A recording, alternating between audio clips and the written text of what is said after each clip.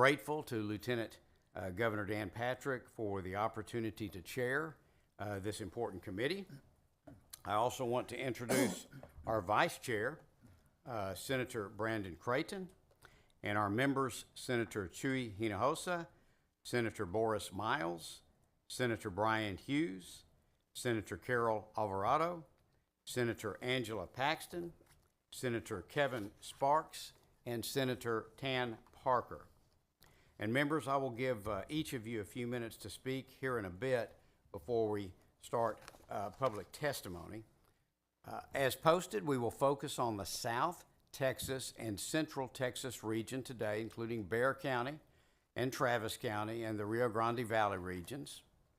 If you are interested in another part of the state, you're still certainly welcome to participate here today. This is the first of 4 scheduled regional hearings. Please note that the registration for this hearing, not to watch it online, but to testify, has closed, and the registration will close 12 hours in advance of the upcoming hearings. Those dates and focus areas are posted on the committee website, but will include Saturday with a focus on North Texas and the DFW region, Monday, East Texas, including Harris County, Greater Harris County region, and Tuesday, West Texas, including the El Paso and Panhandle regions. There will be additional public hearings if and when a bill is considered by the committee. Please note that we will still be working off of the 2020 census data as is required in redistricting. And when we think about it, hearings actually on that data and on the demographics within it date back to 2019, when the Senate and the House also began to have regional hearings. And then hearings, of course, began in 2021. Those were generally virtual at the time, and then again in 2023. And of course, the House is having hearings during this special as well. So there's a lot of public hearings that have been held on the census data and the demographics, and there will be a lot held during this special session, both in the Senate, both virtual as well as in person here at the Capitol when we begin to get, if we begin to consider a bill, which I anticipate we will. But again, everyone is welcome here today, regardless if your testimony focuses on South and Central Texas or another region. Please bear with us throughout these regional hearings as we collect public testimony via this video conference. And I know that sometimes, particularly till we get in a rhythm, there may be some technical difficulties that can come up. We'll just work through those. Also note that members may have to walk in and out periodically throughout the meeting. So if you haven't spent a lot of time watching Senate committees before, if we're going to be here for 6 or 8 or 10 hours, however long it takes, just like you, we need to get up and take a quick break at times or grab a cup of coffee. So please know that if anyone walks out and they walk into the back, one, they still have staff here monitoring. They also can hear all the testimony and have monitors in the back. So just because they walk out, please don't take that as any indication of a lack of interest on their part. I do also want to point out that there are other options for members of the public to provide input if they are unable to testify today or at the future hearings, or just didn't make the registration cutoff for today. You are welcome to register for another regional hearing and provide testimony at that time. The other 3 hearings are still open for registration, and again will be until 12 hours before the hearing begins. And again, later there will of course be hearings here at the Capitol. You are also able to submit written comments at any time throughout the special session in the public input portal that can be found on the committee website. The portal will remain available throughout the redistricting process. Submitted comments and you can also add attachments to those. You can frankly provide your own map or anything else you wish to, but those submitted comments are shared with the senators and are posted on the committee's website for public viewing. So please take advantage of that portal. We've already had some people using it. This hearing is also live streamed and will be archived for public viewing on the Senate's website indefinitely. Members, before we get started and get into more detail on why we are specifically here today, I would like to lay out for consideration the committee rules for the 89th legislature. The committee rules are identical to what the Redistricting Committee passed in 2021 and again in 2023, with updated references and the name of this committee. We dropped off a physical copy of the rules to your office on Tuesday and sent it via email, and a copy is also available currently in the committee Dropbox. Are there any questions regarding the committee rules? I think they're pretty boilerplate. If not, Senator Creighton moves adoption. Is there objection? Hearing none, the committee rule. Oh, I'm sorry, Senator Alvarado. Yes. As well. Registering my no vote. All right, why don't we go ahead and just take a public vote on that? The clerk will call the roll.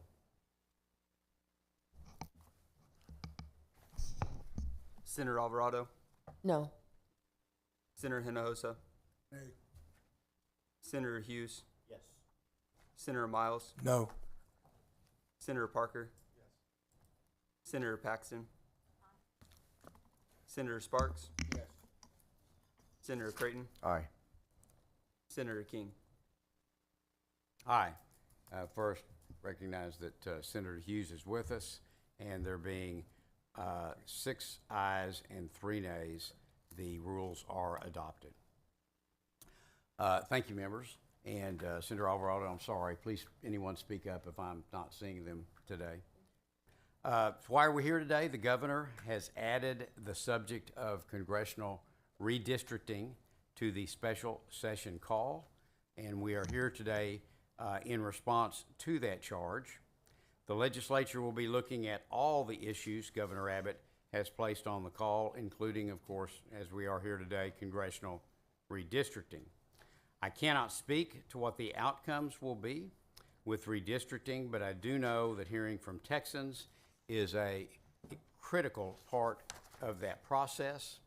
We want to hear from Texans in all parts of the state about your local communities and what you believe we should take into consideration as we take up this issue of congressional redistricting. I believe these regional hearings provide meaningful opportunities for input and discussion about communities of interest and other matters critical to the subject of redistricting. My hope is that this online format will allow for more people to participate without having to travel to a hearing, for example, if we were today in Dallas-Fort Worth, people having to drive from counties far away from Dallas-Fort Worth. I hope that this format will avoid that need for travel, need for childcare, need to miss a full day of work, the expenses of travel, etc. In other words, I hope this proves to be more convenient to the public, and I hope it provides more input than we would otherwise had. I want to thank everybody here today, online and in person, for your participation. Please note that since we are on a video conference, we are unable to hear in-person testimony today in the building testimony, as stated in the posting for this hearing. Again, there will be opportunity for in-person testimony in the future if and when a map is heard, and there is always the opportunity to submit written comments at any time through the online portal. Just some quick logistics. I'd like to give everybody a brief overview of the process for today's video conference testimony. Everyone that registered to testify, and we have over 100, and has signed onto the video conference link should be in the Zoom waiting room. You cannot view the hearing from the waiting room, so you should continue to view the live stream that's available on the Senate website via the link that is visible in the waiting room, so you will know when you have been called to testify. For those in the waiting room, please make sure your screen name matches the name you used to register. When we begin public testimony, I will call the witnesses in small groups. When I call your name, committee staff will admit you from the waiting room into the video conference. Until your name is called, you will remain in the waiting room, and you will have to watch the live stream in a separate browser to follow along with the hearing. Again, this can be found on the Senate website, and a link to that website is visible in the waiting room. If you need to step away from the hearing for any reason, you may leave the waiting room and rejoin when you are able, as long as the hearing, of course, is still underway. When your name is called and it is your turn to testify, turn off your video, but keep yourself muted until I recognize you to speak. The mute/unmute button can be found at the bottom of your screen. Remember, when you're called on to testify, you should mute or close your live stream player. If you leave the live stream going, there will be an echo. It's kind of like you've probably seen before. Someone's being interviewed on a radio news show, and they still have the radio on in the background, so you're hearing it twice. The same thing would happen. So when you're actually testifying with the committee, just mute or turn off your live stream so that you're not hearing that echo. Once recognized, you may unmute your microphone. Your audio and your video will be heard and seen by both the committee members and the public. Once I call your name, you will have an opportunity to provide your testimony to the committee. The committee members are certainly available to ask questions, so please be aware they may ask questions. I will have you state your name and whether you're testifying on behalf of just yourself or an organization, or yourself and an organization. So everyone has an opportunity to participate, and that is very important to the senators sitting here. I ask the witnesses to limit their testimony to 2 minutes. That seems very short, but 2 and 3 minutes is very common for us to use during the hearing processes for all our committees. And of course, the senators can ask you questions, and that time will not be counted against your time. Although I don't want to cut anyone off, we want to be mindful that other witnesses are still waiting. So let's all try, if we can today, to be very concise, because we really want to hear from everybody, and we want to do it in an efficient manner. There will be a timer on the top right corner of your screen so that you can see how much time you have left. And if you run over, I'll just ask you to politely stop at that point. If a witness before you has input similar to yours, there's nothing wrong with just referencing their testimony and saying that you agree if that's what you wish to do. We're also glad to hear from you as well. Again, senators will have the opportunity to ask questions, which will not count against your allotted time. When you're finished with your testimony, you will be released from the video conference and, of course, can continue to watch the rest of the hearing on the live stream. The live stream link, again, can be found on the Senate's website. Also note that if you're having technical difficulties with your video or audio, committee staff will, maybe breaking up or something of that nature, committee staff will move you back into the waiting room and give you an opportunity to troubleshoot the issue, and we can call you back in the room with the next round of witnesses. If you need technical assistance, you can contact Zoom customer support. You can visit zoom.us/join or call Zoom customer service at 1-800-799-9666, 1-800-799-9666. 9666. You can also call our committee office at 512-463-0030, 512-463-0030 if you're having issues, and we'll try to help you get worked through that. Someone suggested that if you're having a lot of trouble, just find the youngest child in your home or office, and they'll be able to figure it out for you. That's the way it is at my house anyway. Members, if there are no questions, I would like to give an opportunity for each of you to address the public, and then we'll jump right into public testimony. Senator Creighton? Thank you, Mr. Chairman. I'm thankful for the Lieutenant Governor appointing me to the Senate Special Committee on Congressional Redistricting. I'm looking forward to serving as your Vice Chair and with all the members on this dais, very capable members that I respect very much. I'm very thankful that every member of the public will have their opportunity to testify through the process, and I'm eager to get started. Thank you, Mr. Chairman. Thank you, Senator Hinojosa. Thank you, Mr. Chairman, and I've been on the redistricting committee numerous times, I guess, in regular sessions and special sessions. For me, this work that we will be doing is very important, but I must point out that we just did redistricting in 2021, and those districts are now being challenged and in federal court in El Paso. My opinion and my take is that this special session where they place on the call redistricting issues are not necessary, are not needed, for a simple reason that when we drew this district in 2021, they were supposed to be raised blind. In addition to that, it just took into as a factor the common interest of communities. But the reality is that if you look at what's happening here, we have a letter from the Department of Justice singling out 4 congressional districts.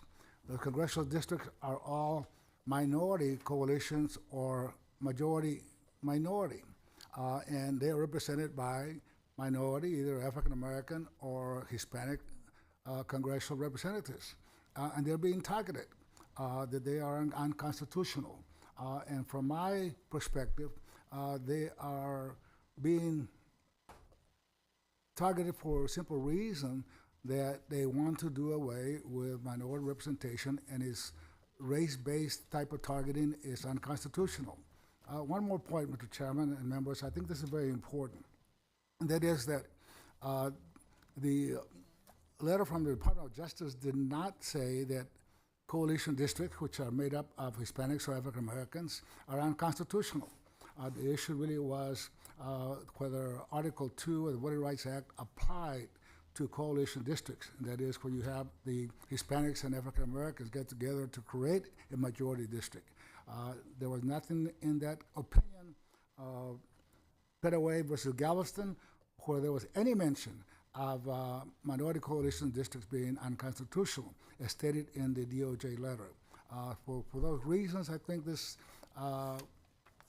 redistricting committee hearings are not needed, but if we're moving forward based on the Department of Justice letter, to me, it is unconstitutional to target minority districts and based on race. Thank you, Mr. Chairman and members. Thank you. Senator Miles. Thank you, Mr. Chairman. First of all, I want to apologize to all those that have suffered, not only in floods of Kerrville, but all those citizens across the state of Harris County, the city of Harris County, all the way down to the Panhandle. Because instead of focusing on flood mitigation, disaster recovery, we're here talking about redistricting maps that we haven't even seen yet. Second, I want to apologize to all of you who are watching us on computers from your public library, because it's the only way you can have your voices heard. I know that myself and Senator Alvarado requested there be a personal testimony option so that we could hear from the widest swath of people, especially those that may not own computers and be fortunate enough to have broadband internet access. Mr. Chairman, I quite frankly think it's irresponsible to ignore that there is a digital divide in the state of Texas. Now, for the reason that we're here today, to further gerrymander Texas more than it's already gerrymandered, Mr. Chairman, we cannot pretend that this mandate from President Trump is not about race. The DOJ letter is a hit list, and we all know that. It is a hit list targeting opportunity districts in the state's congressional districts with strong black and brown representation. This is voter suppression. This is not about census or population changes or the Constitution at all. This diminishes, dilutes, and destroys the votes of black and brown. More important that we could be attacking and addressing. This body should focus on, instead of punishing the racist agenda and pushing the racist agenda of the sitting president, Donald J. Trump. All regular session members, we heard bill after bill, debate after debate of how DEI programs are no longer needed and how far we've come. And yet on July 25th, 2025, just a couple of months later, we are here in this hearing in a mid-decade redistricting, and it's all about race. Black and brown folks can't even vote in the state of Texas in peace. You know, I've often said, members from the Senate floor, our strength of Texas is in our diversity. And until we embrace it, we will not be as strong as we possibly can be. It's not redistricting. This is not about redistricting, as I said before. This is rigged districting. It is quite frankly disrespectful to every black and brown citizen of this state. Quite frankly, Mr. Chairman. Thank you, Senator. And I know there's a lot of emotion in this and interest, but we would prefer people not clap or something during a hearing, and that's just true in any hearing, but we're so glad you're here today. Senator Hughes. Thank you, Mr. Chairman, and glad to be on this committee. Thank you for taking the helm. You have a lot of experience, maybe as much as anybody in the legislature, if not more, with the law and appropriate fair processes. And so I'm looking forward to the testimony at each of the hearings and also all the public input we receive. And once the process of looking at maps begins, I'm looking forward to participating in that, and glad to be on your committee. Thank you. Thank you. Senator Alvarado. Thank you, Mr. Chairman. Let me again return to the question that I asked when we were on the Senate floor. Why are we here? And I know y'all have answered this in different forms and different platforms. We're here because the governor put this on the call. Well, you know, usually when things are put on the call for special session, it's something left over from the regular session. Maybe a bill that needed to be tweaked, maybe just something that needed to be amended on a bill. But we didn't have anything to do with redistricting in the regular session. Nobody said a word about the congressional maps, the congressional lines. Why are we undertaking the highly unusual process of redistricting 5 years early without a court order, without a law that was passed in the regular session, or new census data that requires us to do so? The current congressional map was drawn in 2021, following the 2020 census. That's the way it goes. The census is done, and then we do redistricting. The census gave Texas not 1, but 2 new congressional districts due to explosive population growth. 95% came from minority communities, communities of color, with the majority of that 95% being Latino. So we contributed to that growth. But that growth did not translate into increased representation. Instead, the number of Latino majority districts, it was reduced from 8 to 7. So just to be clear again, we were responsible for the growth, but then our representation was reduced. While white Texans, just 40% of the population growth, control 74% of Texas's districts. That's 28 8 out of 38. This map is already being challenged in court for diluting minority voting power, and now based solely on a letter from the DOJ, which is riddled with errors, and that is putting it lightly. The governor has called a special session to make that map even worse. The DOJ letter makes claims that certain majority-minority districts were drawn based on impermissible racial reasons and must be dismantled. But since 2021, state leaders have insisted they did not consider race when they drew the map. We heard this on the floor time and time again, over and over. In fact, if you combine the number of times that it was said that the maps were legal, they were constitutional, and that they were race blind, 34 times. And y'all voted for these maps. Nobody had concerns about those maps, and nobody has said anything since then. And Adam Kincaid, and I talked a little bit about him on the floor the other day. He is the Virginia non-Texan, Virginia resident who drew the current map. He testified in court last month, as recent as last month, that the maps were drawn race blind. So I can't help but ask the question, did he commit perjury? The DOJ letter makes claims that certain majority-minority districts must be dismantled based on a complete misstatement of the Petaway case. And I'm glad that Senator Hinojosa referenced that. It's unclear whether this is an intentional misstatement to provide a pretext. Regardless, the DOJ falsely concludes those districts are unconstitutionally drawn. In addition, the DOJ letter includes Congressional District 29, something I happen to know a lot about, a district I am very familiar with because I was a very young college student advocating for this district to be a Latino opportunity district. I also worked in Congress as a staffer for this congressional district. It has always been a Latino opportunity district or Latino majority district since it was created in 1991. It has never been a majority minority district. And now the DOJ itself is demanding that race be used to dismantle districts precisely based on their racial composition. This is an intentional racial discrimination, pure and simple. The Supreme Court has said dismantling districts based on race, especially when they elect minority preferred candidates, violates the Constitution. I don't know about y'all, but I don't want to be involved in anything that is unconstitutional.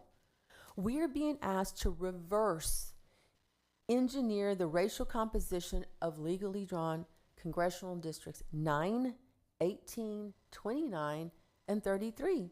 And target them for elimination. This is not compliance with the Voting Rights Act. In fact, it's a clear violation of it. Let's not kid ourselves here. This is not just about partisanship, it's about undermining the minority voting strength yet again. This legislature must not be complicit in this unconstitutional and racially discriminatory scheme. Thank you, Mr. Chairman. Thank you, Senator. Senator Paxton.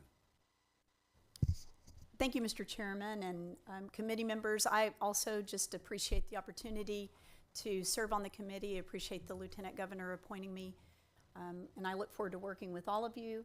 I look forward to hearing the public input that we'll hear today, and then, of course, working through the process as the committee continues to do the work on this important matter. Thank you. Thank you. Senator Sparks, I guess, would be next. Thank you, Mr. Chairman and members. Yeah, I too, this is my first opportunity to actually be a part of the redistricting process. I look forward to that, and I'm thankful for the confidence the Lieutenant Governor put me on this committee. So, thank you. Senator, Well, thank you, Chairman King, for your leadership. I'm very grateful to the Lieutenant Governor for putting me on the committee. I look forward to the conversation and the process and to hearing the feedback from the people of Texas and working with each of my colleagues here on the dais. So, again, thank you for your leadership, Chairman King, and look forward to working with everyone. all right, thanks, Senator Parker. I think we can now, if anyone, does anyone have any other, Yes, sir.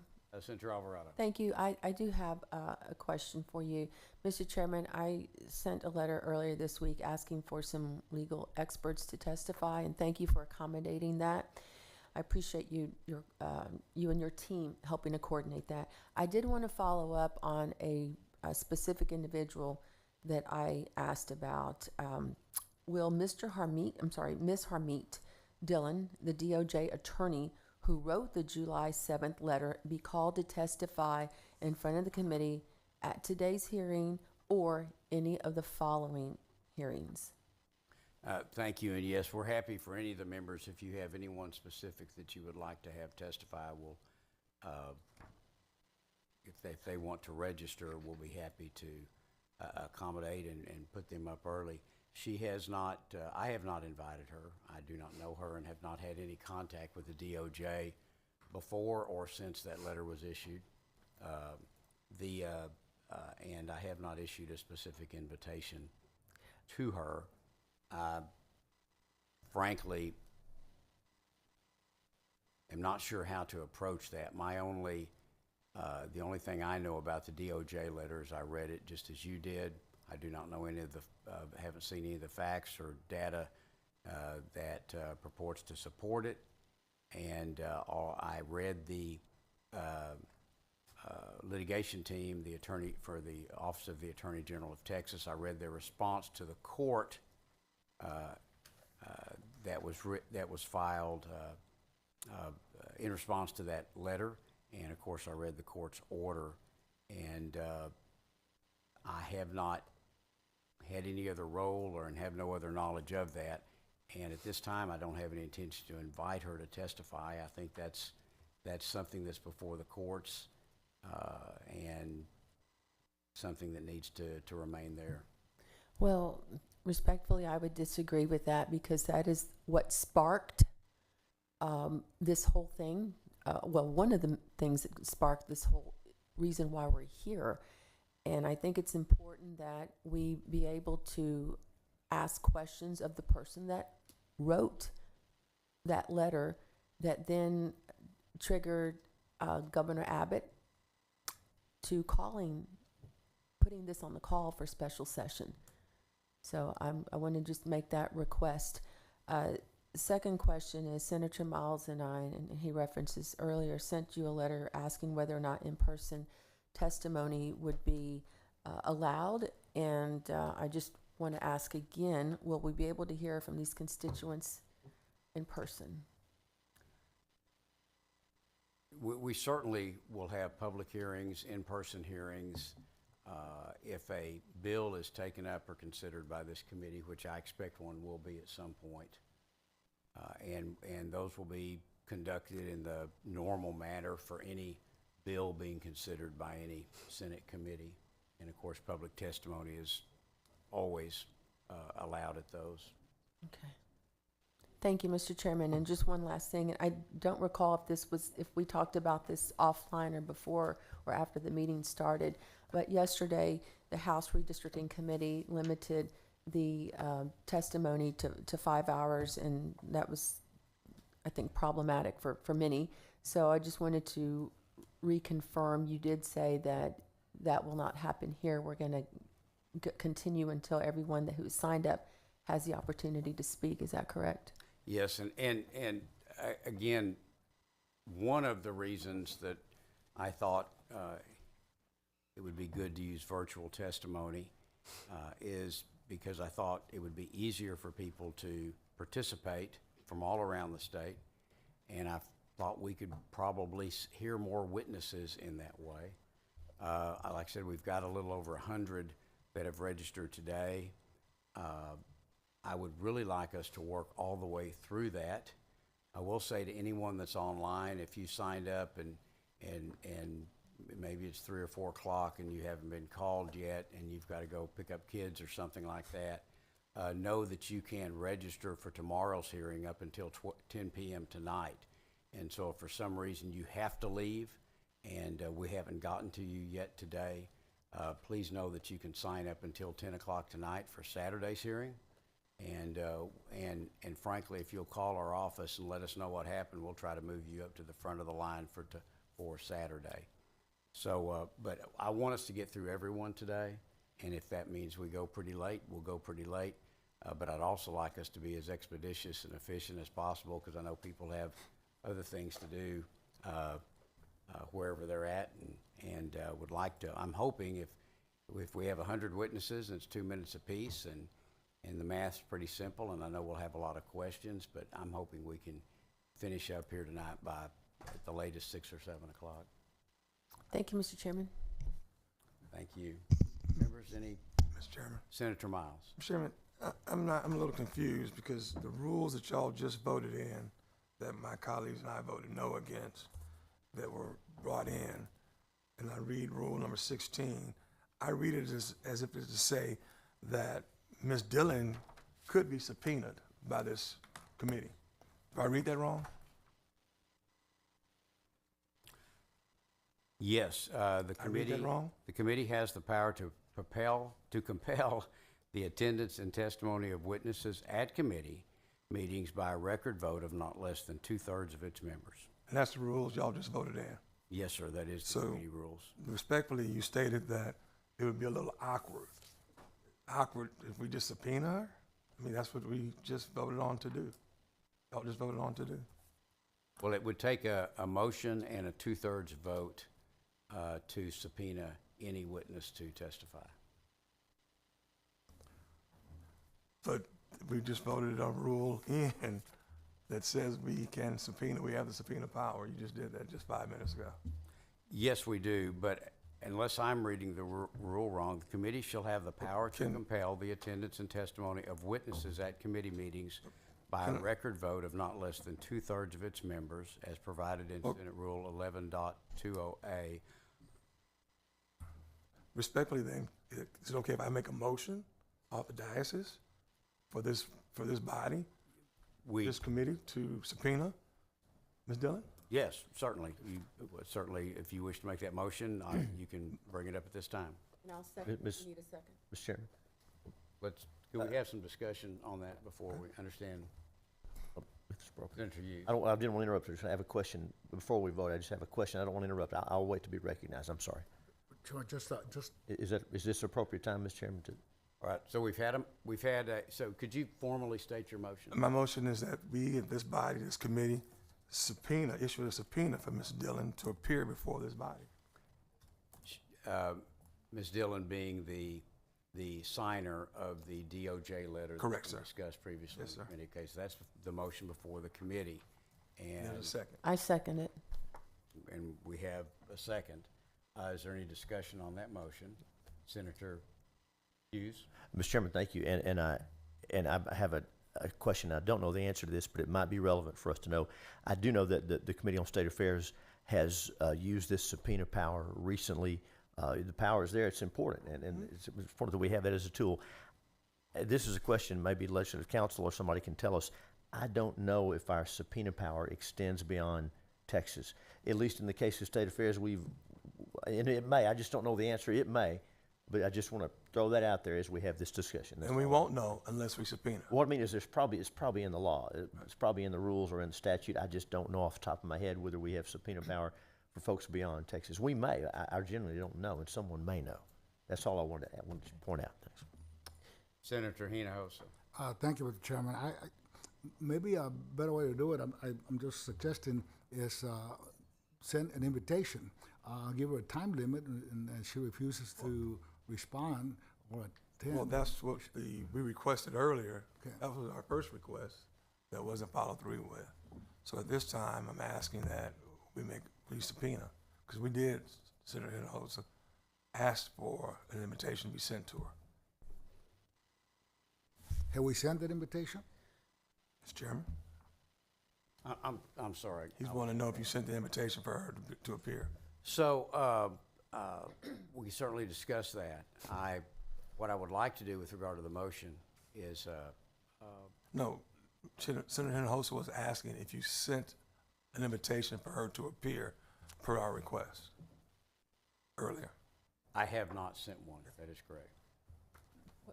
And I would prefer not to send one because I think, again, we're stepping into the litigation that's going forward, and I just think we're confusing two different issues. We're here today simply taking public input on the topic of congressional redistricting, not specifically on the DOJ letter.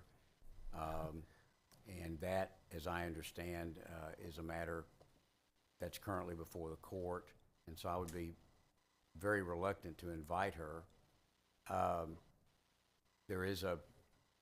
would also would ask that, I don't want to call the question on the motion because I would like the opportunity to consult with the parliamentarian.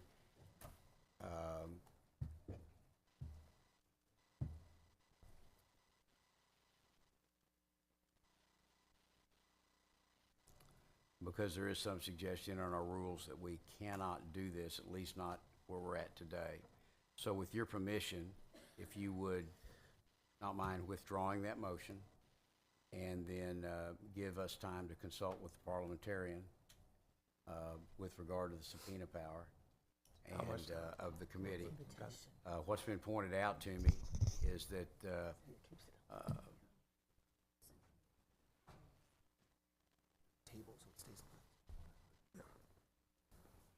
Well, why don't we table this motion for us to discuss, yeah, maybe on a one break?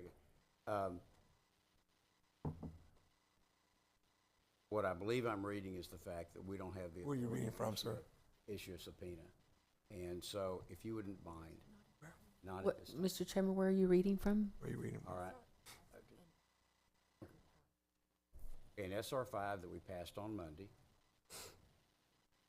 in Rule 2, subsection F states, the committee may not consider or take formal action on a specific bill, resolution, or other non-procedural matter during a regional hearing, except for the adoption of permanent rules at an initial meeting held in the Capitol. So your motion could be made at a future time, but not during the regional hearings, which we're conducting over the next 4 days. Okay. Future times as, can you speak to what the future time may be? And I need to consult with the parliamentarian, but I think that So probably. why don't we just table this motion until we get all that worked out?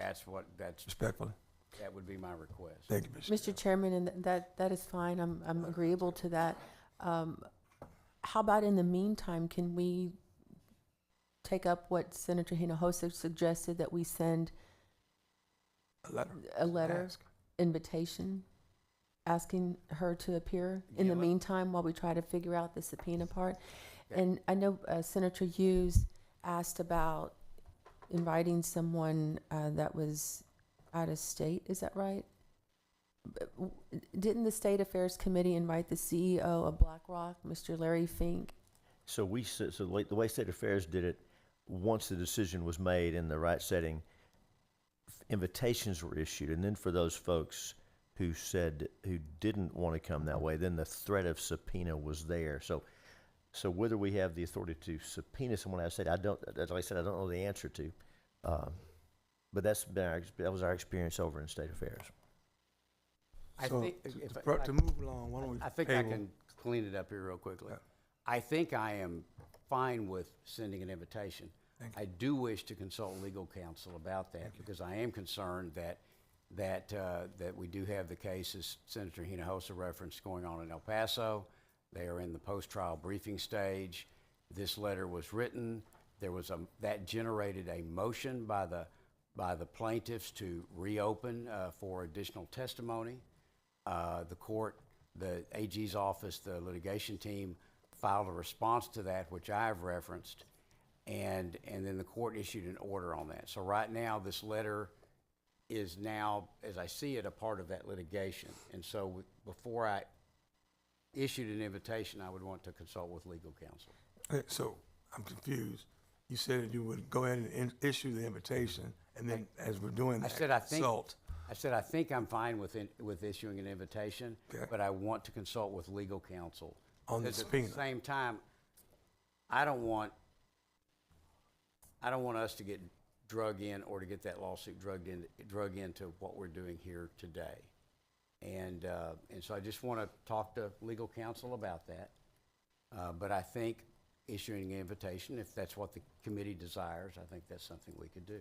Thank you, sir. So we're going to issue an invitation, and then you're going to consult with I'm going to consult with for the legal subpoena. counsel, and unless there's a really good reason for not doing that, then I'll come back to the committee and ask the committee if that's what you wish me to do, and if you do, then would be happy to issue that invitation.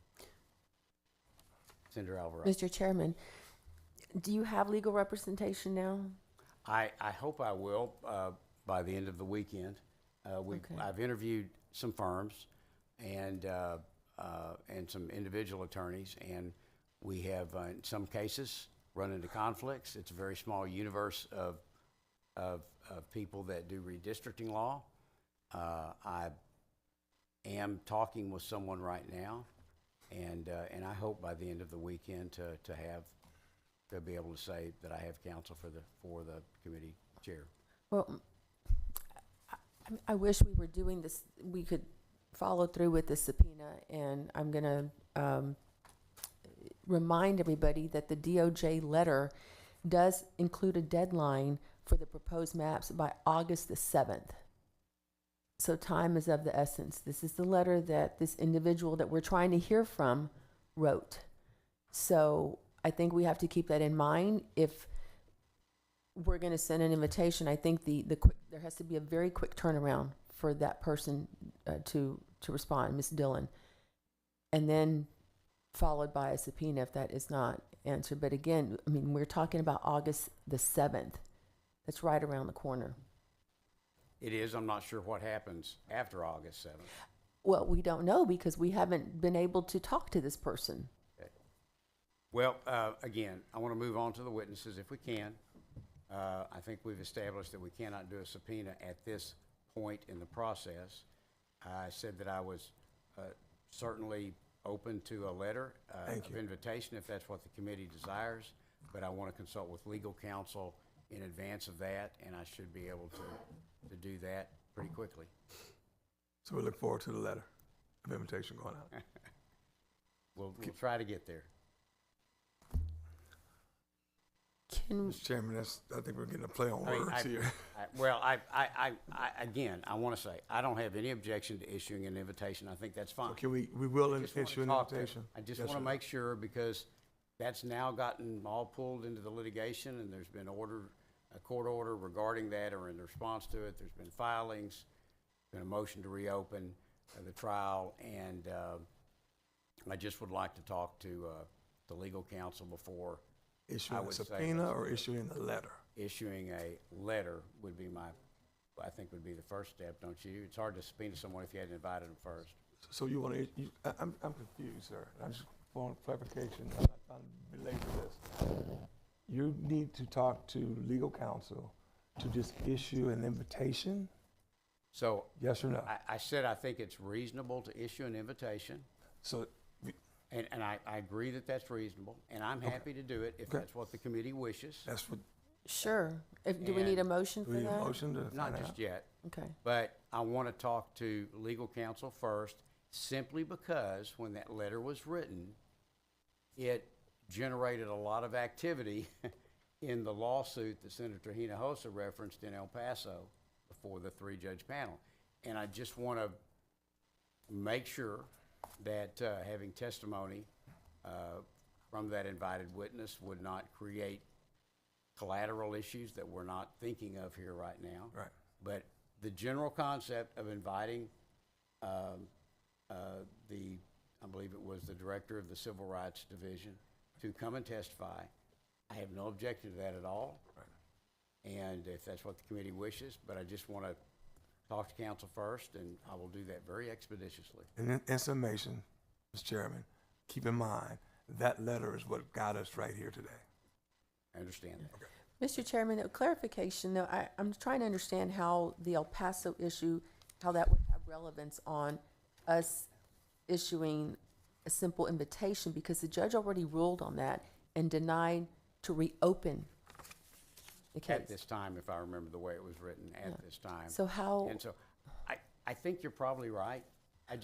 Allow me the courtesy okay, of checking with counsel to make sure there's not something we're not thinking of at 11 a.m. on Friday morning. and how long do you think that will take? Again, I'm concerned about the August 7th deadline that Ms.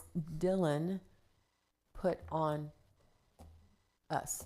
Okay, well, I don't feel any pressure from that deadline. I feel like we're following up on the charge. The charge did not mention a August 7th deadline. We're going to operate under the 30-day special session and all the timeframes that are within it. And but I'm thinking I'll be able to answer you by tomorrow if that's okay. Yeah. Okay, and in the meantime, we're gonna table the motion, is that right? I think, I believe the motion was Table. withdrawn. Okay, No, we're tabling it. yeah, thank you. Thank All you, right. Mr. Chairman. Everybody good? Anything else? Okay. Sorry about that, Mr. Chairman. No, that's a good discussion. I'm glad we had it. Let me go ahead and I'm going to call 3 witnesses, and we will take them in the order that I call.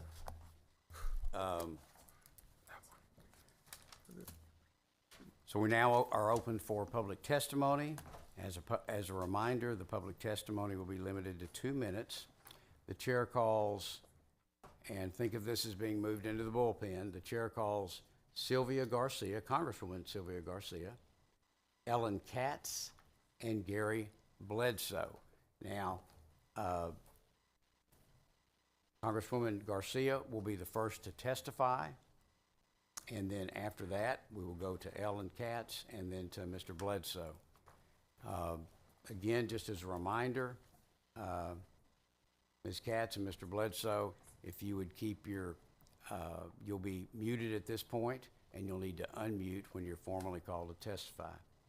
So with that, Congresswoman, are you with us?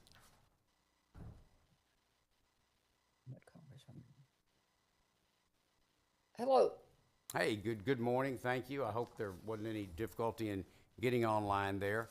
And although No, there wasn't, Mr. Chairman. I'm sorry. I just didn't hear you call my name. Well, that's fine. Can you hear me okay now? Yes, sir, I can. Thank you. All right, and everyone knows who you are, but just for the record, would you please state your name and your title and who you're representing today, yourself or an organization? I'm Sylvia Garcia. I'm a Congresswoman in District 29, one of the districts that is cited in the DOJ letter. And I'm here testifying in my own behalf, and it's good to see everybody. I remember sitting in those very chairs when I was on the Special Select Committee on redistricting back in 2013 through 2014. So good to be home again. Well, welcome, and we're happy to hear your testimony. I did listen to your testimony in the House Committee yesterday as well. Well, then you'll see that there was a familiar ring, and I'll be ready to start whenever you suggest. Proceed, please. Thank you. Thank you, Mr. Chairman, and to the Vice Chair and to all my colleagues, many of them former colleagues. It's good to be in the Senate. Even though it's by video, I would have preferred to be there in person as I was yesterday in the House hearing. And I'm going to answer the question that my senator asked, is like, why are we here? Senator Alvarado, you're absolutely right. We should not be here today. We should be working on legislation to support families in the Hill Country after the devastating flooding, to provide resources for families who lost everything, for new warning systems to prevent future tragedies, and doing what is best for the safety and well-being of Texans. Instead, we're today playing political games to appease the felon in the White House in his lust to keep power. We are pretending that the governor did not approve the very maps he is now insisting must be changed. This political theater will hurt communities in my district, and it's just plain shameful. And why don't we even have a map? Where are the maps? Why are we proceeding on a hearing when we don't even have maps to comment on? Are we committing today that once maps are in place, are put on the table, that we're going to have future hearings so that those districts impacted can have a say Well, I'm waiting for that answer. But here we are. So let me tell you about the 29th district, which I'm honored to represent. Our shared values and culture far outnumber our differences. We're a community that values faith, family, hard work, and service. From Lindale to Alding to Pasadena to Galena Park to Jacinto City or South Houston, we are a community and we stick together. Ripping up the 29th district will silence the voice of this communities, and it would be a travesty. The population growth in Texas is because of the Latino population growth. Plain and simple, ask any demographer. The Voting Rights Act protects districts like the 29th with common interests, priorities, and background. Given this, I urge you to reject this partisan gerrymandering of Texas, reject the map from the felon in the White House, and do what's right for Texans. Texans want a map that they put together. We don't need a politician from the White House putting our map together. Thank you, and I yield back. Thank you. Members, are there any questions? Yes. Senator Alvarado. Congresswoman, can you hear me? Yes, I can. Thank you. Okay, thank you for your testimony. You and I have a lot of history with the 29th Congressional District. As I said, I was a student at U of H and attended hearings and participated in advocating for that Latino Opportunity District. And then, if I recall, you ran for that office back in the first race for the Congressional District 29. Is that correct? I did. I came out third, and I always tell everybody I didn't win the gold, but I did get the bronze. You got there eventually. It has. Would you say that that the 29th district is a coalition district or a Latino majority district? Well, it's a Latino majority district, but it's also, I would say, a coalition district because it does have a fairly I think it's about 20, close to 25% African American population. It's got a little around 5%, mostly Vietnamese community population. And so, you know, it's not race based in the old sense of the word. You know, remember, it is an opportunity. And obviously, I sought that opportunity in 92 and I didn't win. We didn't get a Latino in that seat until I won 7 years ago. So I think it's important to make note of that only because it doesn't always assure that a district will go to the community that's given the opportunity, you know, and I think we need to underscore that because that's all they are. It's not based on race. It's based on just putting the minorities together. And you know, and Senator Miles, you're absolutely correct. Those districts that are listed in that letter, they're all minority urban districts, pure and simple. Some can argue that no, we're not talking about race. Well, but if you just targeted 4 districts that are minority urban districts, what can anyone conclude about that? Mm-hmm. And I want to also point out that the 18th Congressional District has been without a representative for quite some time. I know there were other vacancies in Congress, and those elections have already been held. Is that correct? Yes, ma'am. Okay, thank you. Anyone else? Congresswoman, thank you again for being here with us today. Thank you, Mr. Chairman, and best of luck to y'all. Thank you. Chair calls Ellen Katz.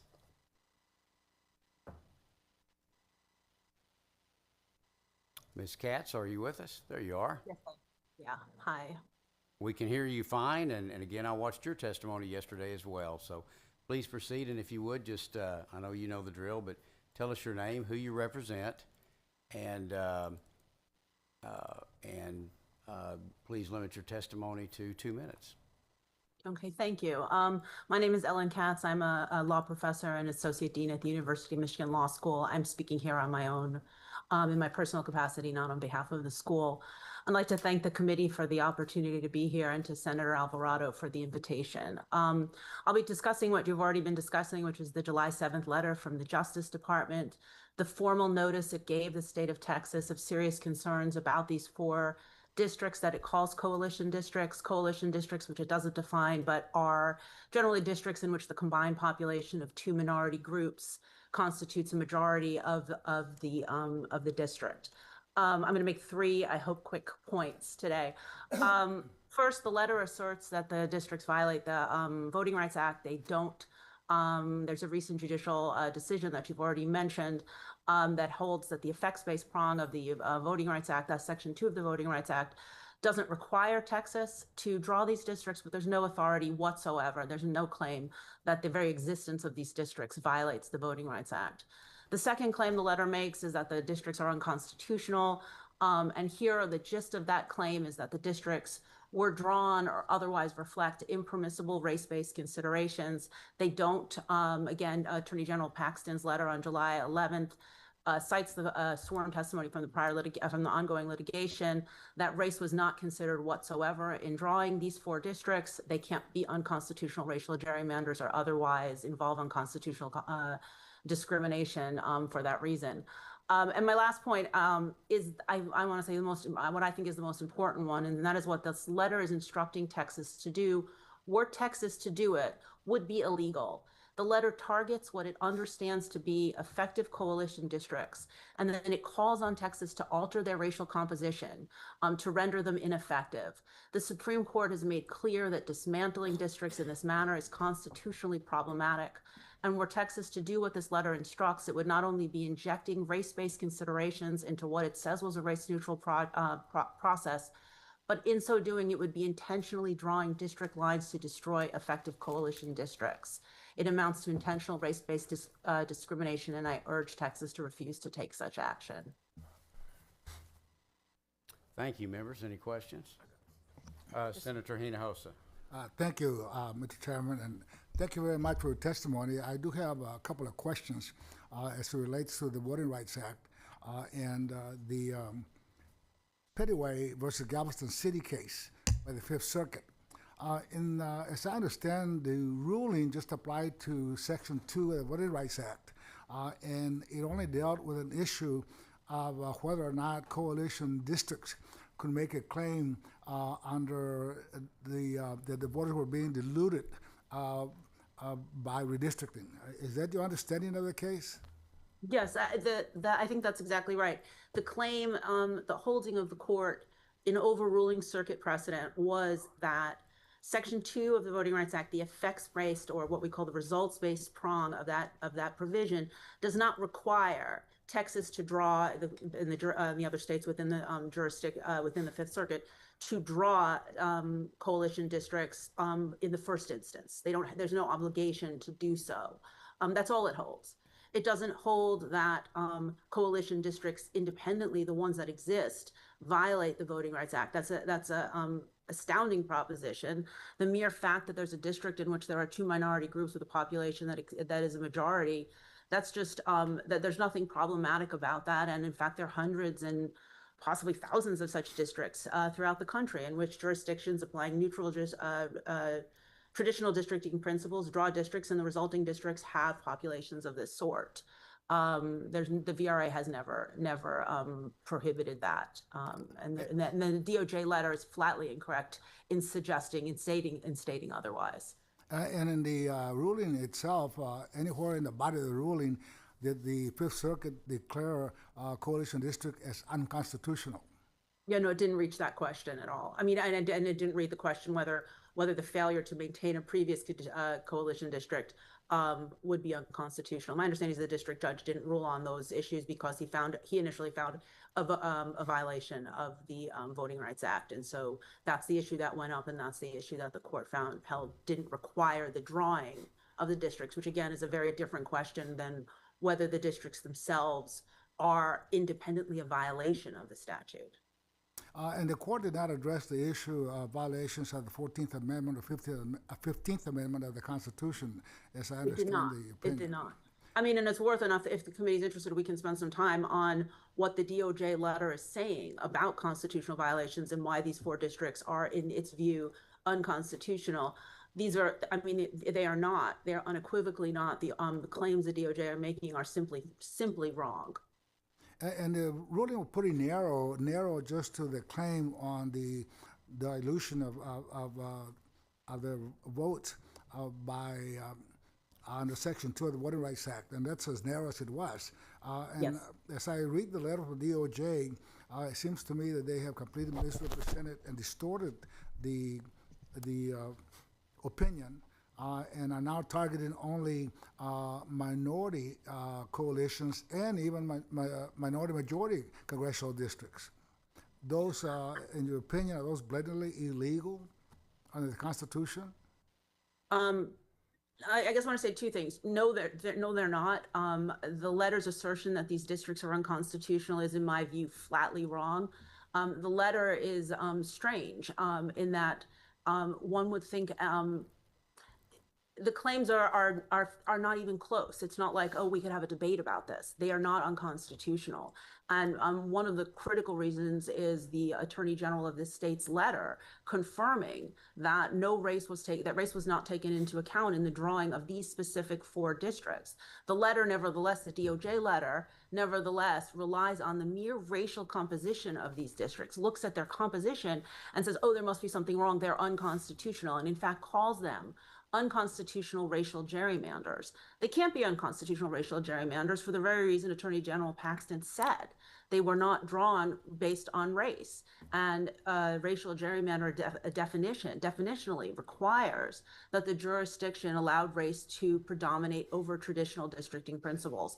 That didn't happen here. These districts cannot be unconstitutional in that sense. One more question, and that is the DOJ letter actually targeted Congressional District 9, 18, 29, 33, which all those congressional districts are either minority coalition districts or majority minority districts. Is that targeting of those congressional districts unconstitutional? Yeah, I think it is, and I think your word targeting is exactly right, and it's why I think that for Texas to do what the Department of Justice is presently insisting that it does would be to itself violate the Constitution, to inject race into what has on the state's representation been a race-neutral process, and to dismantle effective coalition districts, majority-minority coalition districts, in which, precisely because they are effective coalition districts, the letter, I mean, and we talked about this a bit yesterday at the hearing yesterday. The Supreme Court has said, don't do this. And this is the Bartlett versus Strickland letter. And we can get a little bit into the weeds decision, and we can get in the weeds talking about the difference between crossover districts and coalition districts. But the gist of that opinion, or on the relevant point of that opinion, was the Supreme Court, in talking about what the Voting Rights Act requires of jurisdictions, also said the following, and I'm just going to read the court's words. They said, whatever Section 2 might require, if there were a showing that a state intentionally drew district lines in order to destroy an otherwise effective, they're talking about crossover districts, you can sub in coalition districts here, that would raise serious constitutional questions. And that's precisely what the DOJ letter is asking, or instructing Texas to do what Bartlett said don't do. It targets what it understands to be an operational coalition district, and it calls on Texas to alter its racial composition so as to destroy them, to dismantle them, and make them ineffective as coalition districts. And the Supreme Court has signaled that is unconstitutional behavior. Thank you, Mrs. Katz, for your testimony. Senator Miles. Thank you, Mr. Chairman. Attorney Katz, I want to thank you for making this plain and clear. Having 3 partially or wholly in my district of these congressional districts that are targeted by DOJ, you've made it in the Supreme Court case of Bartlett and Strickland, and you've made it very simple to understand and how it applies to this particular incident. So I want to thank you for that, ma'am. Thank you. Senator Alvarado. Thank you, Mr. Chairman. Ms. Katz, we appreciate you attending both hearings, both in the House and here. You mentioned the Bartlett-Strickland court case, and I said this earlier, that I don't want to be a part of anything that is unconstitutional. And we have, court cases, we have the Supreme Court telling us, and there's precedence for this being unconstitutional. So with that, And let's look back to what took place in the 2021 redistricting process, where it was said many times, whether it was in hearings or on the Senate floor, that the maps were legal, constitutional, and in compliance with the Voting Rights Act. Even if the DOJ letter were correct, the state claimed here and at the trial, which was very recent, that the current maps were drawn without regard to race, and the maps were adopted in 2021, changed the districts listed in the DOJ letter substantially. What significance does that have? I think it's entirely dispositive. There cannot be the violations that the letter is suggesting if the state drew these districts without consideration of race. The Constitution requires intentional race-based intentional discrimination to be a violation requires that. The state has insisted that's not what it has done. There's no evidence, at least with regard to these 4 districts, that race was considered in any way when they were drawn. We have sworn testimony on that effect. They can't be unconstitutional or race-based unconstitutional conduct for that reason. And the same for the Voting Rights Act. It can't, the intentional discrimination will also violate the Voting Rights Act. It cannot be the case here because of the way the districts were drawn. Do you have any idea why the DOJ would send such a letter and target those particular congressional districts? Yeah, that's not something I can speak to. I've only read the letter like you. I read that letter. If my students wrote that letter, I would give them a bad grade because it's a bad assessment of what the Voting Rights Act requires. It's a bad assessment of what the Constitution requires. The facts that we know make the claims that the conclusions it's asserting to be wrong. It's not close. There's not like, oh, we can have a debate about that. There is, given the representations from the state, the legal claims that the letter makes simply do not hold up, and instead I think forces us to look at what the letter is in fact instructing Texas to do, whatever its intent. What the letter is instructing Texas to do is to dismantle these districts that were drawn, as Texas has said, in a race neutral manner, and to do precisely what the Supreme Court in Bartlett versus Strickland said, that raises a huge constitutional problem. And that was not what they were talking about in Bartlett. That was not what they were talking about in the Fifth Circuit of the Petaway case. It's something else entirely. Well, and you hit some core points, is that, I wish the leadership in this state, and we have, an attorney general, we have many lawyers in this building that should have nipped this in the bud and said, stop, we're not going any further because what you're asking us to do is unconstitutional. But yet, here we are. Thank you. One question, just one question. Senator Miles. Ms. Katz, you stated that doing a map now would be illegal. Can you expound on that one more time for us? So I think I have to say something more precise than that. Leaving aside drawing the map for any other reason, redrawing these districts for the reasons the DOJ letter instructs would be, in my view, illegal. So that's the claim I want to make. Okay. Thank you. Members, any other questions? Just one quick one, Ms. Katz. Did you provide testimony in the El Paso case?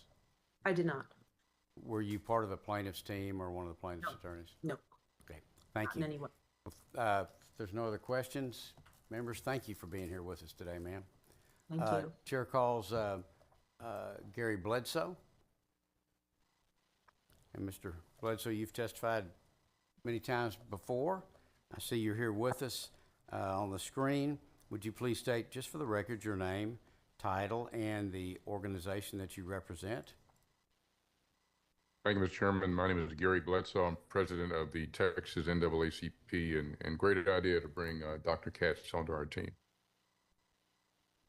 Well, welcome, and please proceed with your testimony, and we would ask you to keep to 2 minutes. Thank you. To the chair, vice chairs, and members of the committee and the legislature, the highly unusual mid-decade redistricting, like every other one before it, reminds us of the long, unbroken history of efforts to silence and diminish the political powers of Black Texans. We need to remember that this is not just about political parties, it is about the systematic efforts to restrict the influence of people of color in this state. At this nation's founding, the Constitution enshrined the 3/5 compromise, counting Black people as only 3/5 of a human being for the purpose of legislative representation. But while our bodies were counted to inflate the power of slaveholding states, we had no vote, no real voice, and absolutely no ability to shape who represented us, even at the subhuman level. That compromise dehumanized my ancestors, turning them into tools to strengthen the political interests of those who would keep them in chains, and set the foundation for centuries of racially discriminatory laws and practices. With this mid-decade redistricting, Texas is moving back to that era and that system. The DOJ letter to Governor Abbott specifically targets 3 of the 4 African-American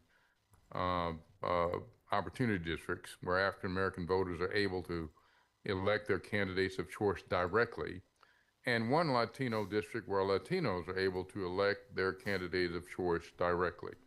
Importantly, the 4th African-American district may have been added for the hearing in Arlington next week, so it seems as though there may be an effort to wipe out the slate in terms of African-American representation in Congress and reinstitute the 3/5 compromise.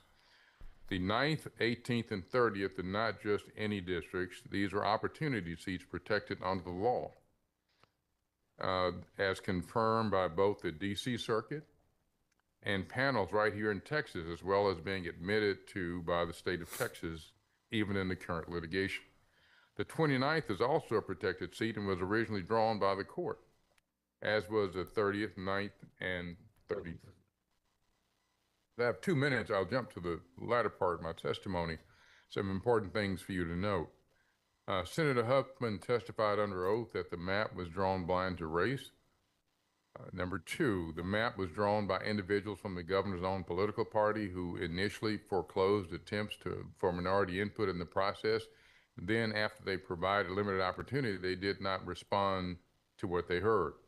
Number 3, Senator Huffman said that the Attorney General of Texas reviewed the map and ensured the map did not violate the Voting Rights Act of the Constitution before they went forward with the map in question. 4th, whites are 40% of the Texas population, but control 73% of its current congressional districts.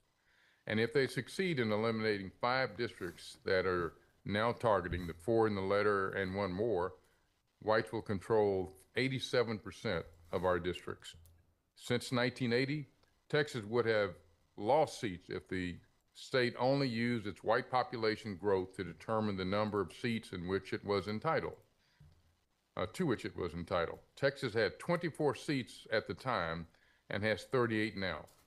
And all 14 new seats can safely be said to be due to Latino, African American, and Asian population increases. The message from history from the 3/5 rule to the present day is that counting bodies alone does not mean granting people power or voice. Our current process risks repeating those old sins by drawing lines that pack, split, and silence communities of color. I'm not here to call anyone a racist, but the actions we are viewing are racially discriminatory. At the critical moment we face now, I urge you to reject any plan that diminishes the opportunity for our communities to participate in the political process. You can stand with Jefferson Davis or you can stand with Abraham Lincoln. The choice is yours. Please reject this idea of engaging in mid-decade redistricting now. Honor the legacy of the Voting Rights Act and let the court decision from El Paso come forward. Do draw maps in the future that recognize the true value and agency of every Texan. Thank you. Thank you. Members, any questions? Senator Miles. Thank you, Mr. Chairman. Mr. Bledsoe, I want to thank you for your testimony here today and all of your testimonies and work that you've put in the past for the great citizens of the state of Texas. I just got one question. Can you recall of any victories that the state of Texas has had in courtrooms as it relates to redistricting in the history of Texas in the past? Well, Senator, that's a great question. Let me give you a little history on that because I think it's very important.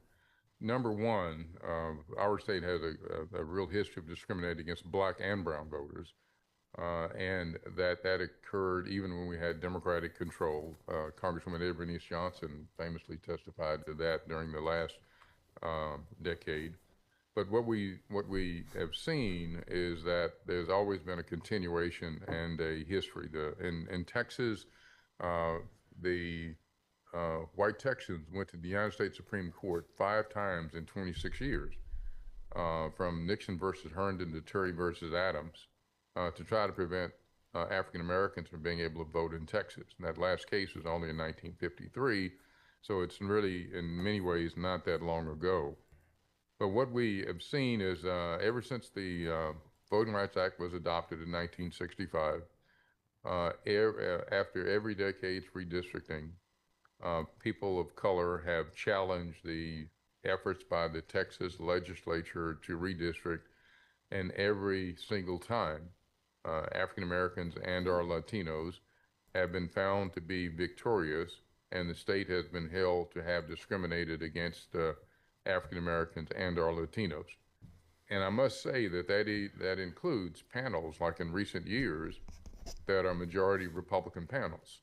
So it's not a partisan issue. That just seems to be a predisposition to discriminate against African Americans and Latinos.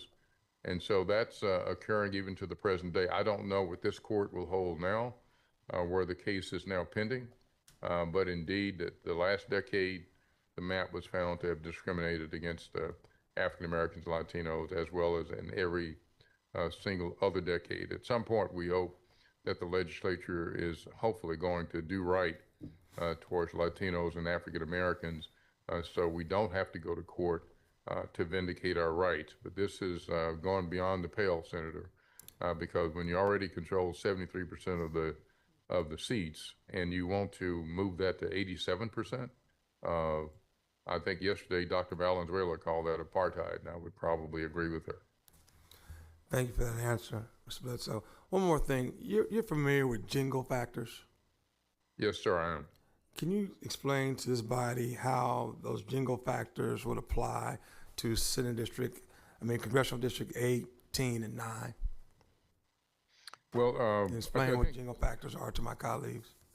Okay. Well, the jingles factors are when you're trying to create a Section 2 district, there are jingles prongs that you have to meet. And one of those is about whether or not you have numerosity, whether you can get 50.1% of the citizen voting age population in the district that would be of one particular group. Previously, the rule was if you could show various requirements in the Fifth Circuit, that you could put black and brown together. So that was the issue that was put together in the Petaway case. So you're looking for 50.1, but then you're looking for cohesion. And so you have to show that they can vote together. And thirdly, that if they vote together, that they would have some success, some electoral success, but you must also show that white voters are polarized, and white voters have traditionally frustrated those voters from being able to elect their candidate of choice.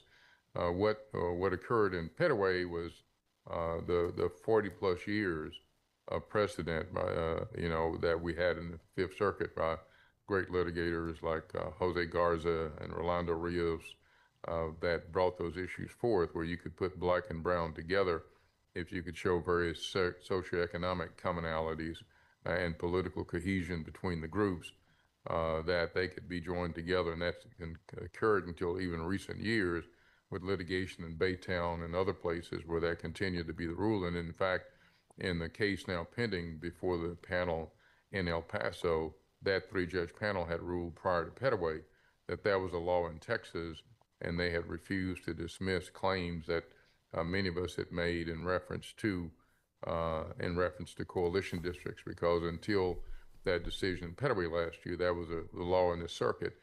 But in terms of what the Supreme Court has not acted upon that issue, but there are a number of circuits that actually still hold that black and brown can be joined together for purposes of creating a district, or requiring a district be created under Section 2. And so we're hoping that at some point the Supreme Court does entertain that issue, and that when they entertain that issue, they'll resolve it in the affirmative way and say what we think the law is, that you should be able to join black and brown together. You know, we attempted even last time to join black, brown, and Asian together in Fort Bend County, and we won that initially. We ended up losing it, and the court gave us an encouraging comment in the opinion about the need to continue with the electoral outcomes in the Asian community before we could join all three. But anyway, that has not been decided by the Supreme Court, that you can't join more than one group together. That's only now law in the Fifth Circuit.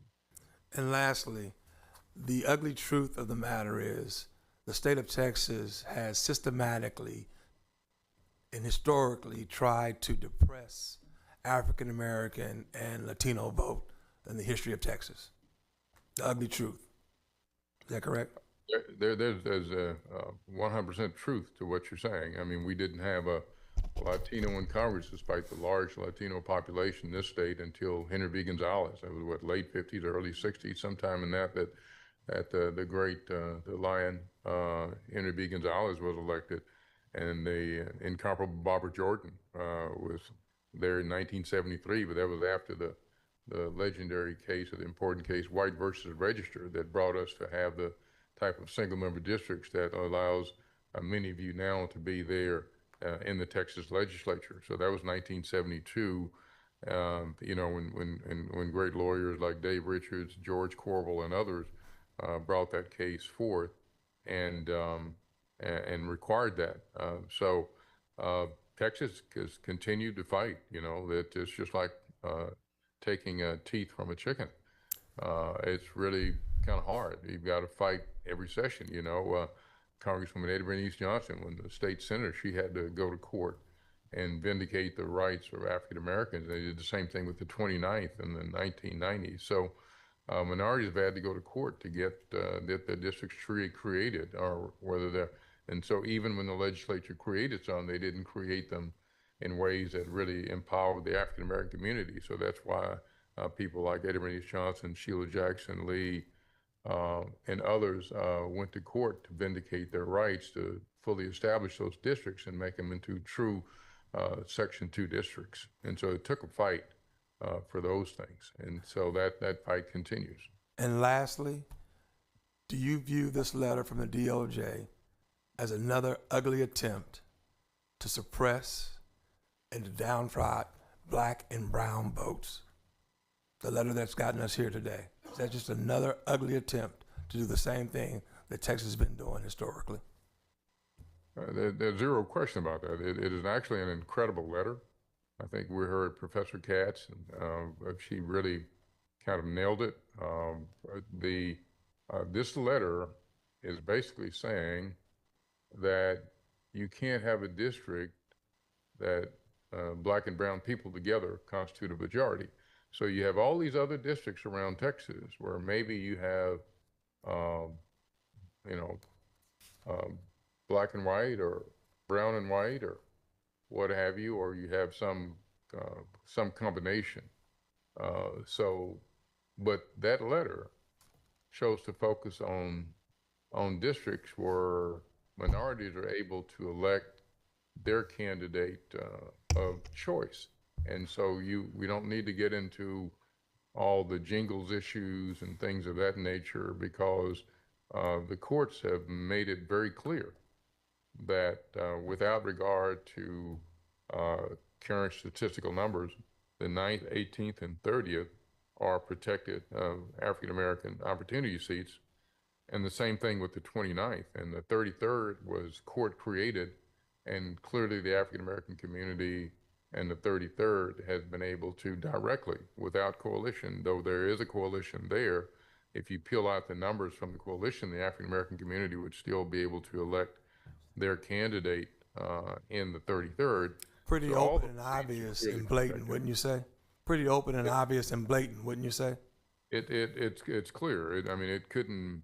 I mean, you don't have to be the sharpest tool in the drawer to understand what this is. This is an act of racial discrimination and bias, and it's saying that we need to go out and you find it's like creating an amoeba to go out and find black and brown districts and go out and eat them up and eliminate them. And so that's what that says. We found these districts that we just don't like because black and brown people joined together.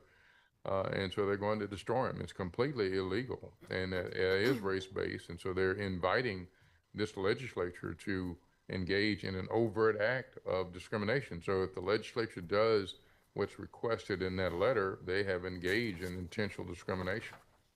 Gary, I want to thank you for all. Gerrymandered. I want to thank you for all the hard work you've done for this great state of Texas, for both black, brown, and everybody included in this state. Thank you, my brother. Thank you, Senator. Appreciate it. Always say the same for you, and look forward to continuing to work with you. Chair recognizes Senator Hinojosa. Thank you, Mr. Chairman. Just a point of clarification on the issue dealing with minority coalition districts. The ruling by the Fifth Circuit pretty much was narrow in point that under Section 2 of the Voting Rights Act, minority coalition district could not make a claim of voter dilation on redistricting. Is that ruling apply only to the Fifth Circuit jurisdiction, or is that nationwide? That only applies in the Fifth Circuit. I think there's a split in the circuits. I think before that decision, there were more circuits that held that you could join black and brown together. But now I think with that, I think it's apparently evenly split. I hadn't looked at it lately, but I think it's something like 2 and 2 or something along those lines. Not every circuit has addressed that issue for different reasons. But I think that there's maybe at least one other circuit where this newfound Fifth Circuit law is a law, but that's only the law from that opinion as to this circuit. So, and again, you have to draw the distinction, Senator, because they were talking about whether you mandated to draw it under Section 2 by joining black and brown together. But the two big issues they did not address were about, naturally occurring districts, and talked about in Bartlett that we have a right to have black and brown naturally occurring districts just like any other.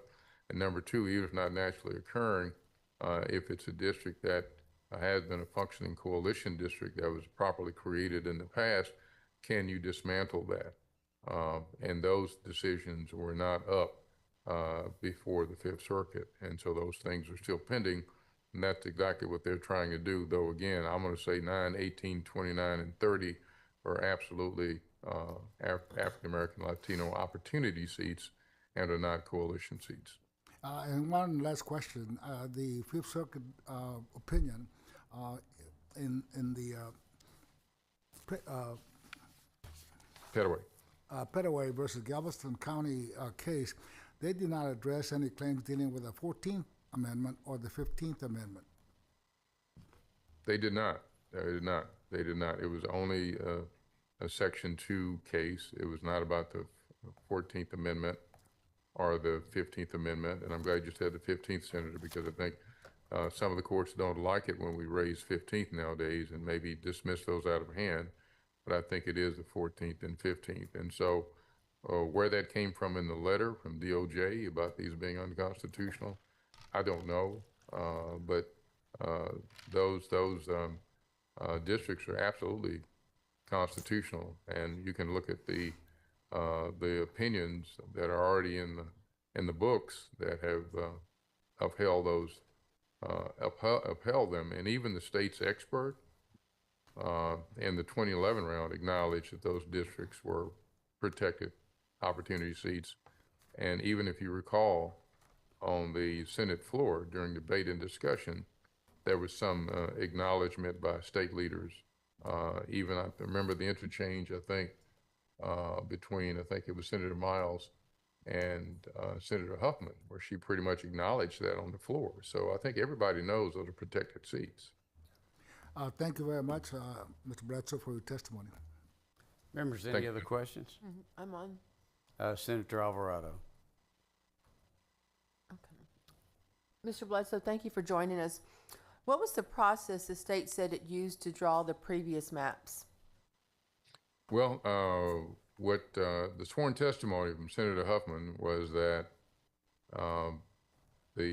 obviously there was a group that was secured that's already been testified to by Congresswoman Garcia, I think, and that group I think drew up the map, and at some point they were in consultation with the Senate leaders on that, and that once they had come up with a map, that map was reviewed by a team put together by the Attorney General of Texas, and that group did a review to make sure that the map was constitutional. So you had Attorney General Paxton that was responsible for reviewing the map, and I think she even said that many times on the Senate floor where you guys were asking her questions, and she continued to say that there's this lawyer that she sends questions to, and while you were discussing things on the floor, they would get information back. Well, it turns out in that litigation, it was the Attorney General's office that was actually doing that. So you would have to believe in the DOJ letter that somehow, if it's drawn race blind and it's reviewed by Attorney General Paxton, that somehow they decided to put in illegal maps that would advance African American and Latino interests, and I think that kind of begs is a bridge too far for me to cross. So the Attorney General weighs in, the committee had lawyers, there was this group.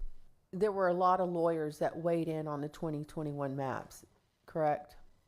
That is true. They had a private law firm. I think you had different representation in the Senate and in the House. Mm-hmm. And I think that the representation during court was, well, the minority can actually get a lawyer too. So we were interested in that. I forget which one of was it Senator or Rep that testified to that, well, you guys could have had a lawyer as well from the Attorney General's office. But no, there were private law firms involved in the drafting and the consulting and all that, and even the Attorney General was involved in that process at that stage. And I think even Senator, there was apparently a law firm that was on site when the congressional map was debated on the House floor.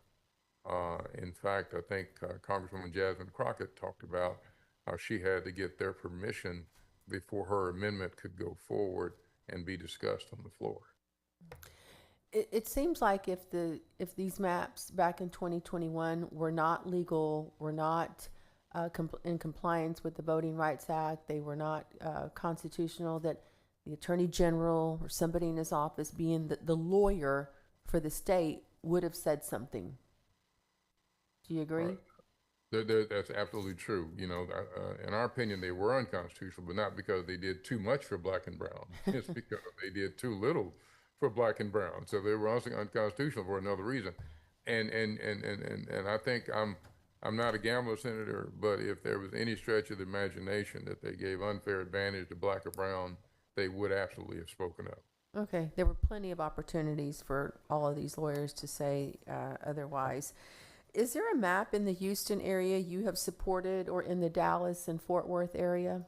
If I could just interrupt just a second, and I want to make sure, Senator, you get to ask every question you wish to ask, but I would just want to remind us all that we don't have any map before us today.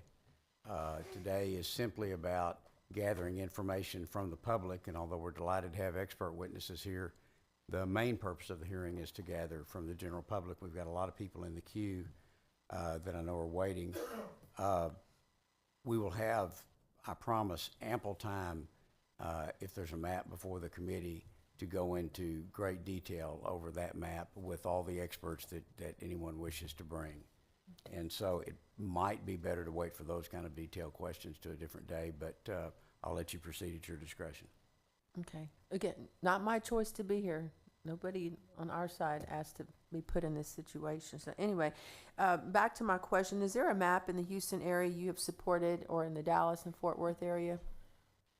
There absolutely is, and I will say with one caveat, because of the rules that were adopted in the Senate last time, and the rules that were allowed, you really could not put forth a map that had opportunity districts, because with the growth in the Latino population, there should have been at least one new Latino congressional seat, if not two. But the way things manifested themselves, the obstacles were too great, and you could not tender maps that provided for that. That being said, there's a map in the Houston area that I think was agreed to by Congresswoman Garcia, Congresswoman Jackson Lee, and Congressman Green, C-2131. I think, and that was something I think that Senator Miles' office might have been involved in helping to draw. But C-2131, because it was so little need to change those three districts, that traditional redistricting principles would say you make those modest changes, because they were all three near perfect size, and so you just give some from the 9th and 18th to the 29th that needed a little population. And so that's what we did, and and so that was the one in the Houston area, because it adhered to traditional redistricting principles. And C-2177 in the Dallas-Fort Worth area, but only as to Congressional District 30. The changes there to 33 are not changes that we support or propose, but in terms of, because Congressional District 30 should be a majority African-American district, but the state decided to diminish it by 2.5 points or so in terms of the African-American population. But so that C-2177 that was tendered on the House side, but was not adopted. It was tendered by Congresswoman Jasmine Crockett when she was in the State House. So we support those two, but we say there needs to be at least one Latino opportunity district, and maybe two. Dallas-Fort Worth had the largest growth of any metropolitan area in the United States of America, and the Houston area was only about 50,000 behind. So there's tremendous growth in both those areas. And the huge growth that Texas received was 50% Latino. And so I think that the Latino community definitely deserves additional representation. Is there anything inconsistent with the position taken by Governor Abbott in the recent trial with what President Trump is saying today? Absolutely, they can't both be telling the truth. They were race-based or they were race-blind. You can't be race-based and race-blind, right? And so one of them has got to be as to fundamental untruth. Okay. They can't be both true. They were race-based or race-blind. I would like to say, just Senator, for the record, even Chief Justice Roberts, I think in the Milligan case, talked about how you need to look at race, but race shouldn't dominate, but you want to avoid discriminating against African Americans and Latinos. And in fact, the legislature is advised of that in the 2021 manual put out by Ledge Council, though I think Senator Huffman said that they didn't really desire to follow Ledge Council direction on that issue. I'm interested in what you have to say about the 3/5 rule. Can you explain that to us? Well, that's when you use bodies that have no political power to get more districts. And so when my ancestors were enslaved here in Texas, up in, the Falls County area, what have you, where my folks were enslaved, they were counted for numbers, but they had no political power. And so Texas was able to get additional seats. That was a big issue in Congress at the time, and there was a big debate about whether to continue that, because what happened was the 3/5 rule gave disproportionate power to the southern states, and that helped lead to, no doubt, the Civil War.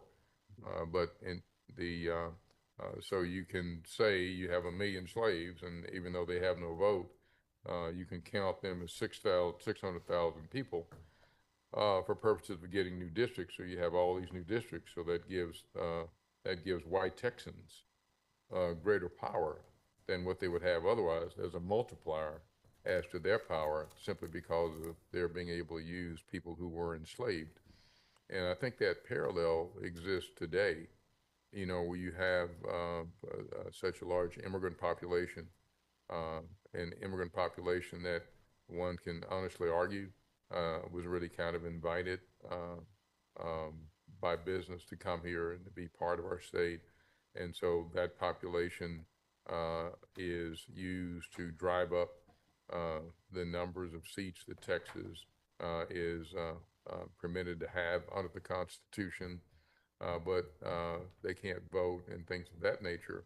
But what happens here is that you get the marginalization. People can't vote, but what makes matters worse now when they can vote is they're still trying to do the same thing as before, to draw districts where African American Latinos would have no influence and not be able to elect their candidates of choice. That's exactly what the DOJ letter says.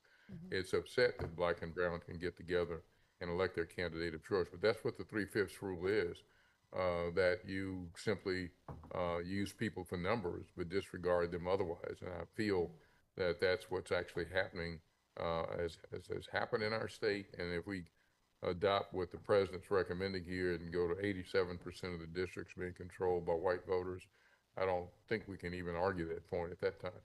Okay. One last question. This process of mid-decade redistricting, will it potentially put some Republican seats at risk? There's no doubt. I think we saw what happened in 2018, Senator, with the changeover to Congressional District 7 and Congressional District 32. Those were considered to be safe seats for a decade, but that didn't work. And so this time, what occurred was, instead of just using the suburban areas, which are now diverse, and so because of whether it's financial gains or whether it's just people moving in from the outside who chose to go to the suburban areas, our suburban areas now are very diverse. And so that's why you have a Congressional District 7, a Congressional District 32 that can upset what had thought to be an effective racially gerrymandered map.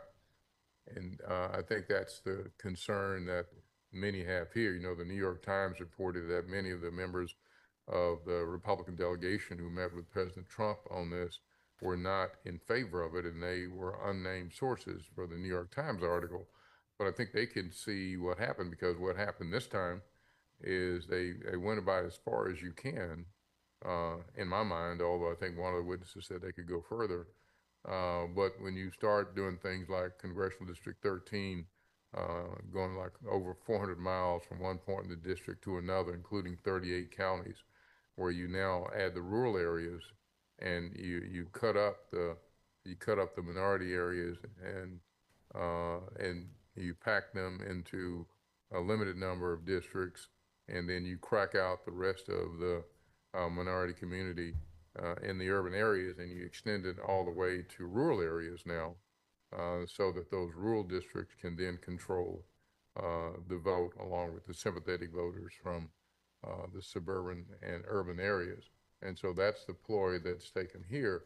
But, you know, it can definitely backfire like it did last time.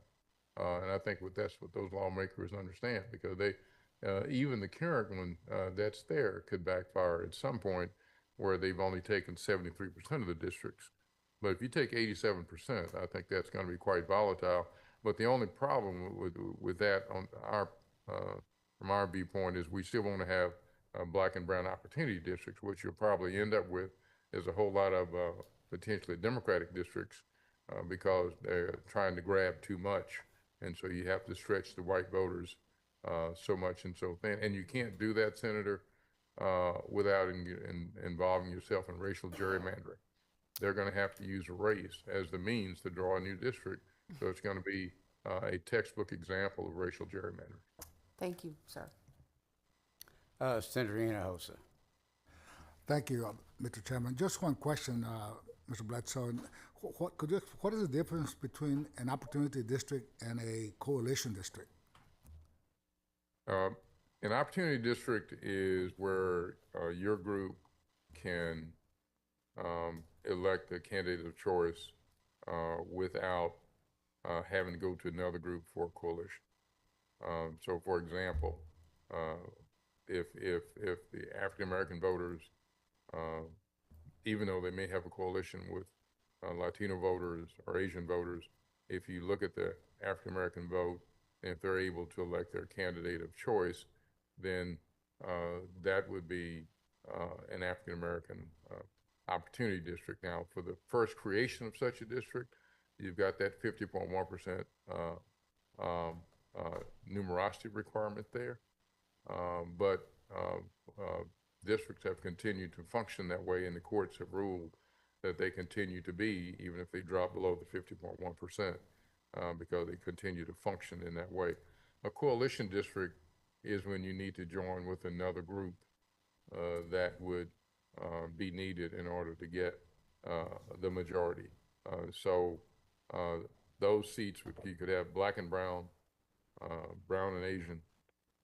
You could have whatever combination of minorities to have a minority coalition seat in whatever combination that could be, as they were doing in Galveston, where you know, that lawsuit brought by I think 3 NAACP units and a LULAC chapter, along with an incumbent commissioner, challenged that. But they had a coalition, and they were able to get the candidate of choice over time. And so that's a coalition district. Now, neither one had the ability to do it on their own, but where they can do it together. And you have that other district that we saw Professor Katz talk about. That's a crossover district, but that's where you have sympathetic or in line, in sync white voters, and you have to add them to the quotient. So when you add white voters, it becomes a crossover district. And that's the one that was talked about in Bartlett. And they said, well, there's not a constitutional a right to preserve, to create a crossover district. Let me just stop you there and get back to the opportunity district. I understand the other two, crossover and the minority coalition districts. The opportunity districts, do they combine? Just does it have to be 51% or 50% plus minority? For the initial creation under Jingles, that is the requirement, 50.1 CVAP. And there would be an opportunity district? That would be an opportunity for the initial creation. But what I've said, the courts have held that districts that have fallen below that but still function in that manner are still opportunity districts, even if they drop below, as long as they continue to function as they were prescribed to function. And that would be without any type of coalition with another minority group? Right, and it doesn't mean you can't have a coalition, but the question is whether you could, without the coalition, elect your candidate of choice. Got it. Thank you very much, Mr. Bledsoe. Thank you, sir. Thank you, Mr. Bledsoe. Appreciate you being here today. Thank you, Mr. Chairman. Ladies and gentlemen, I know it's noon and we still have a lot of people in the queue. I'm going to continue to call people up in groups, and then if you'll just, once you're kind of moved over into the waiting area, I'll call you one at a time. The next group is Mindy Tackett, Craig Nazor, Ricardo Villarreal, Ernesto Moran, and Emily Amps. Mindy Tackett, Craig Nazor, Ricardo Villarreal, Ernesto Moran, and Emily Amps.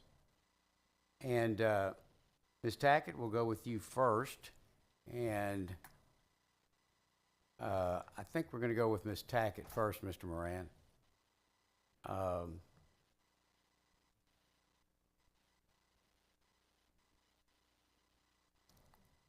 Ms. Tackett, are you with us?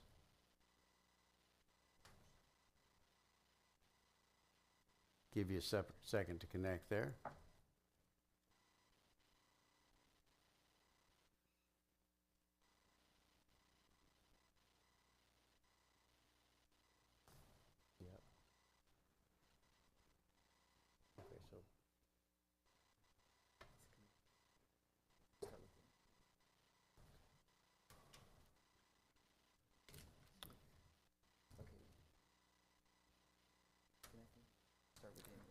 All right, Ms. Tackett's audio is in the process of connecting. So, Emily Amps, why don't we go ahead and start with you? And again, please keep your testimony to 2 minutes. If you would state your name, who you represent, if you're testifying on behalf of someone other than yourself. Sure, thank you. Mr. Chairman, members of the committee, my name is Emily Amps, and I'm the Director of Politics and Policy at the Texas AFL-CIO, the state's labor federation with over 250,000 affiliated members across the state. And I'm here to testify on their behalf and also for myself. Texans, including many of our members, your constituents, are facing serious challenges right now. We have the highest rate and number of uninsured. Wages aren't going up even though prices are. Workers are dying in the heat of the summer because they have no state or federal protections to ensure they're given a break or some water. And right now, first responders and volunteers are cleaning up and rebuilding communities after a tragic weather event took the lives of over 100 of our neighbors, including many young Texans. But here we are, talking about redrawing a congressional map, something no Texan asked for, spurred by political pressure and aimed at dismantling communities of color and candidate of their choice. And bowing to this pressure would further silence Texans, including workers, adding to the many voices already muted by the current district lines. And what makes Texas so special? It's the people who build our state, who teach the next generation, who keep our state government running. It's the vibrant border communities of the Rio Grande Valley, El Paso, Laredo, the beaches in the coastal bend, the piney woods of East Texas, the weirdness of Austin, the history of San Antonio, the industries in DFW and the Gulf Coast, and the oil fields of West Texas. These communities are all unique, and their differences are not limited to just geography. These communities have unique needs and challenges, and they need unique representation in Washington, D.C. However, already many of these communities have been severed and neighborhoods divided. For example, fast-growing suburban communities like mine in Buda, Texas, in Congressional District 21 has been sliced and diced and put into a district with rural communities that have little in common with my community. And now you've been asked to double down and divide communities even more. So I urge you, as you move forward, please remember that your actions during this special session will have a real impact on real people, and there are real issues that need to be addressed. And also remember that you do not have to draw a map. And if the 4th of July tragedies taught us anything, this is a time when Texans need to come together, not be further divided. So please don't forget that. Thank you. Thank you. Members, any questions? Thank you for being with us here today. Chair calls Ernesto Moran. Thank you, and welcome. If you would, please tell us, just for the record, your name, whether you're representing yourself or an organization. Yes, my name is Ernesto Moran. I'm here just representing myself. I'm a native U.S.-born citizen and a resident of Texas for more than 30 years. I want to acknowledge that I am testifying from land ceded and shared by the Tawakani, Kickapoo, Wichita, Comanche, and Jumanos nations. Without even getting into how revolting it is to be doing this when 135 people lost their lives in Texas floods, this is not about doing what's best for Texans. The justification is flimsy at best, but if we're being honest, it's hollow. The Department of Justice cites race-based considerations and says they have to be rectified.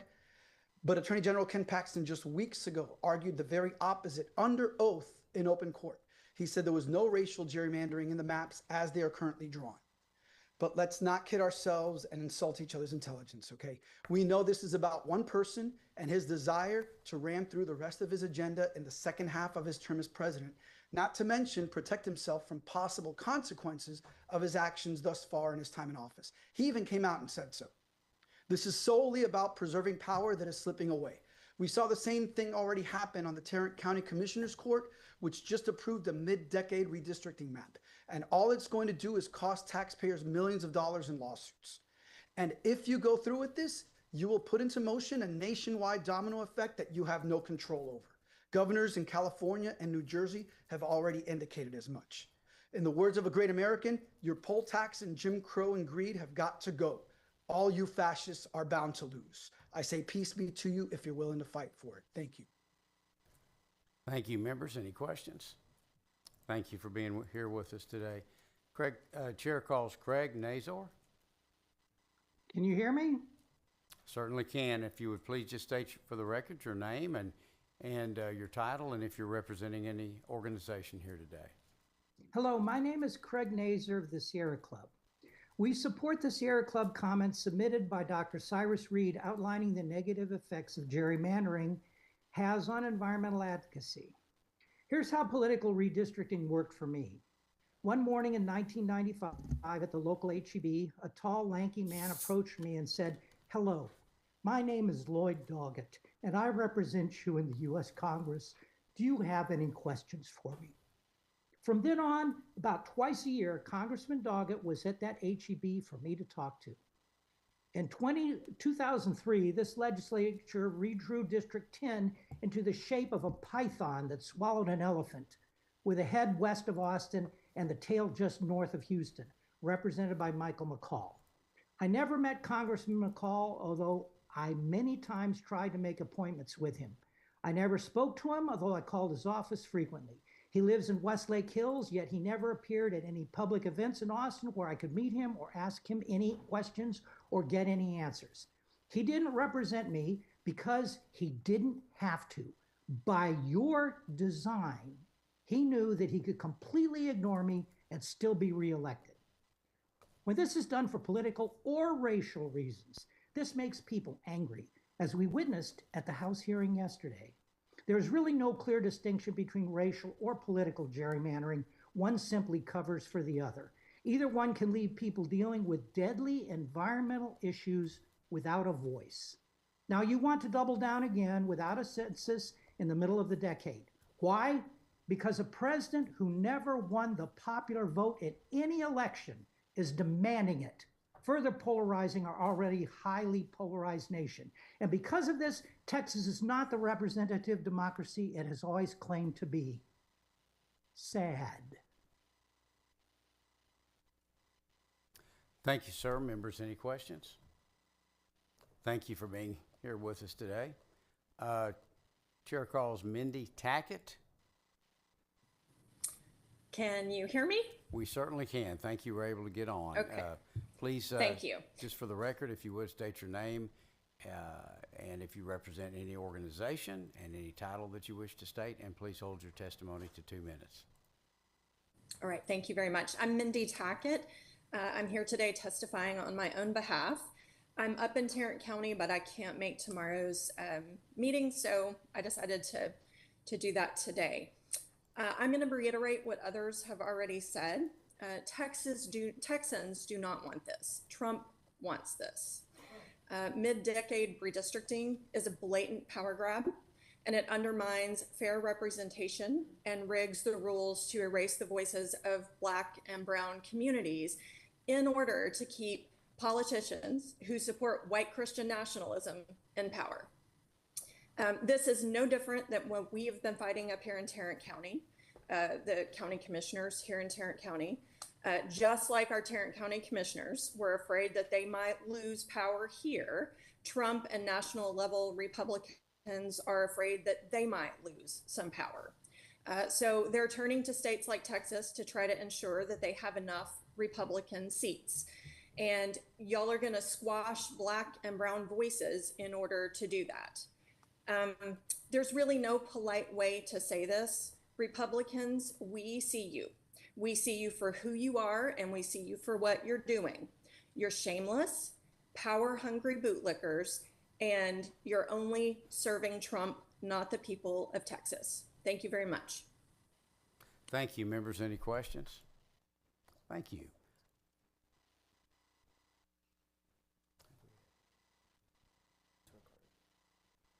Chair calls Ricardo Villarreal. Good afternoon. My name is Ricardo Villarreal. I'm an Army veteran and represent veterans in the state of Texas through the nonprofit organization Common Defense. I was also a candidate who ran for Congressional District 21 in 2022.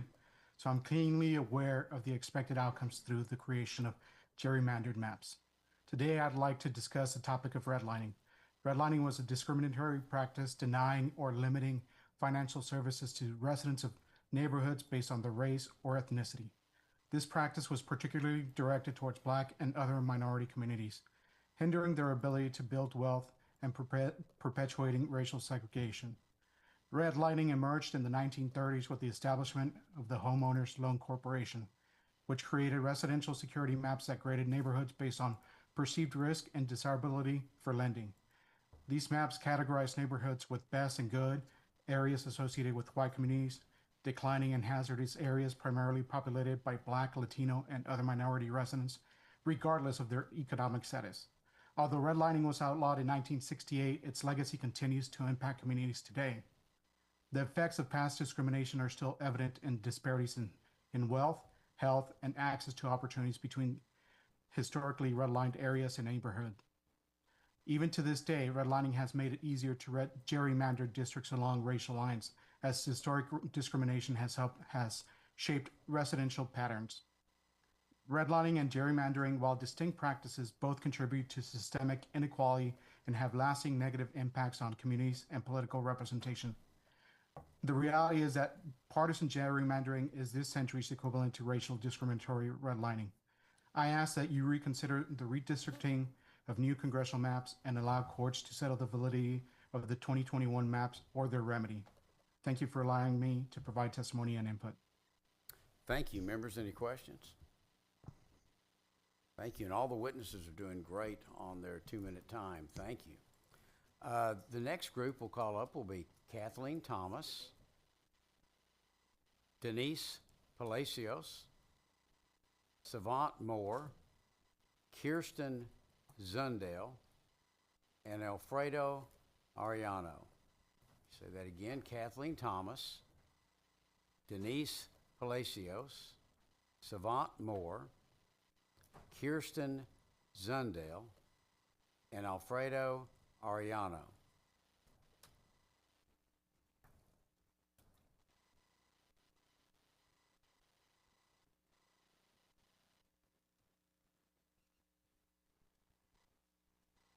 Who do we have?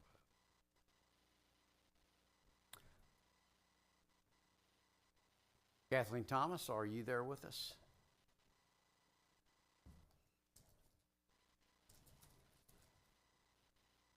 If you could unmute your mic.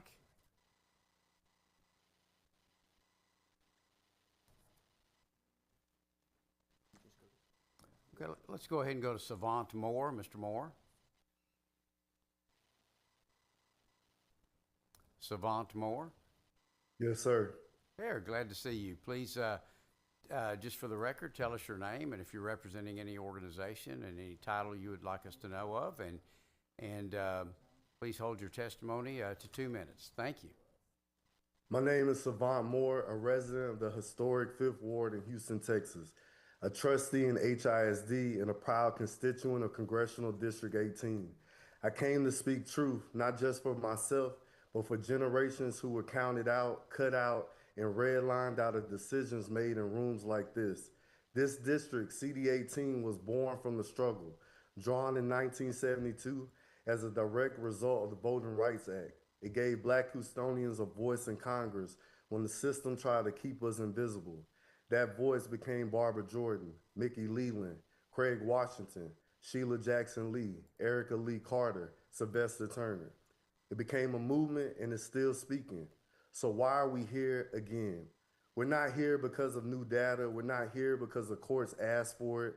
We're here because some people are uncomfortable with the strength of our leadership, with the fact that communities like mine still have the power to send someone to Washington who looks like us and fights like us. This isn't about compliance, it's about control. It's not a coincidence that the same communities you've already stripped of local control and education are the ones now being targeted for redistricting. Let me be clear. We reject any map changes of CD18 until all litigation is resolved and the 2030 census is complete.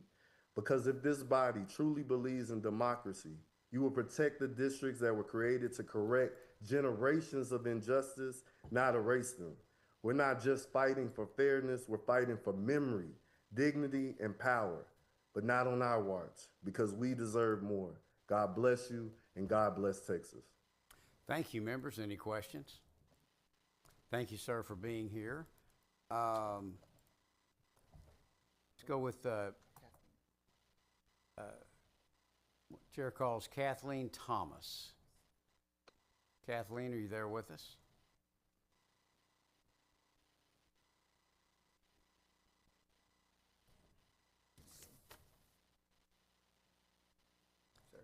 Kathleen, you might try to turn your video on and unmute yourself because we show you're there with us.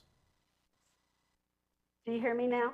Yes, there you are. Thank Okay, you. Sorry for I had the wrong cord plugged in. That's all right.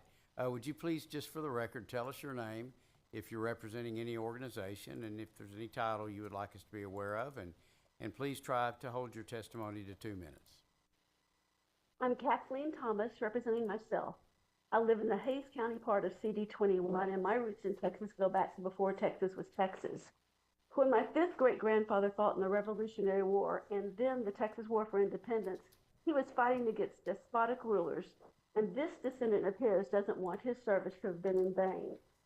In the unprecedented 2003 redistricting by what was a new Republican majority in the Texas Ledge, then U.S. House Majority Leader DeLay argued that our congressional delegation should reflect the percentage of votes that President Bush received from Texans. I was here for all of those hearings with my 2-year-old daughter in tow. Under DeLay's formula, Republicans are already grossly overrepresented in Congress. If aligned with how Texans voted in the latest presidential election, that delegation would have 21 Republican seats and 17 Democratic ones. Instead, 28 districts were drawn to benefit mostly white Republicans, ignoring the majority of growth that came from people of color. And now you want more? The current maps are already in a lawsuit, and I have no faith that this would be any more fair. If Republicans want to have more electeds, come up with better policies that actually help people instead of hurting them, rather than cheating us out of the representation we've clearly shown we want by our presidential voting. Instead, if you do this highly unpopular president's bidding in his desperation to destroy our constitutional government and turn us into a dictatorship with no balance of power, you will be held responsible. If only Republicans can win and they continue to refuse to show any moral courage, we're doomed. Absolute power corrupts absolutely, and we're seeing this here and now.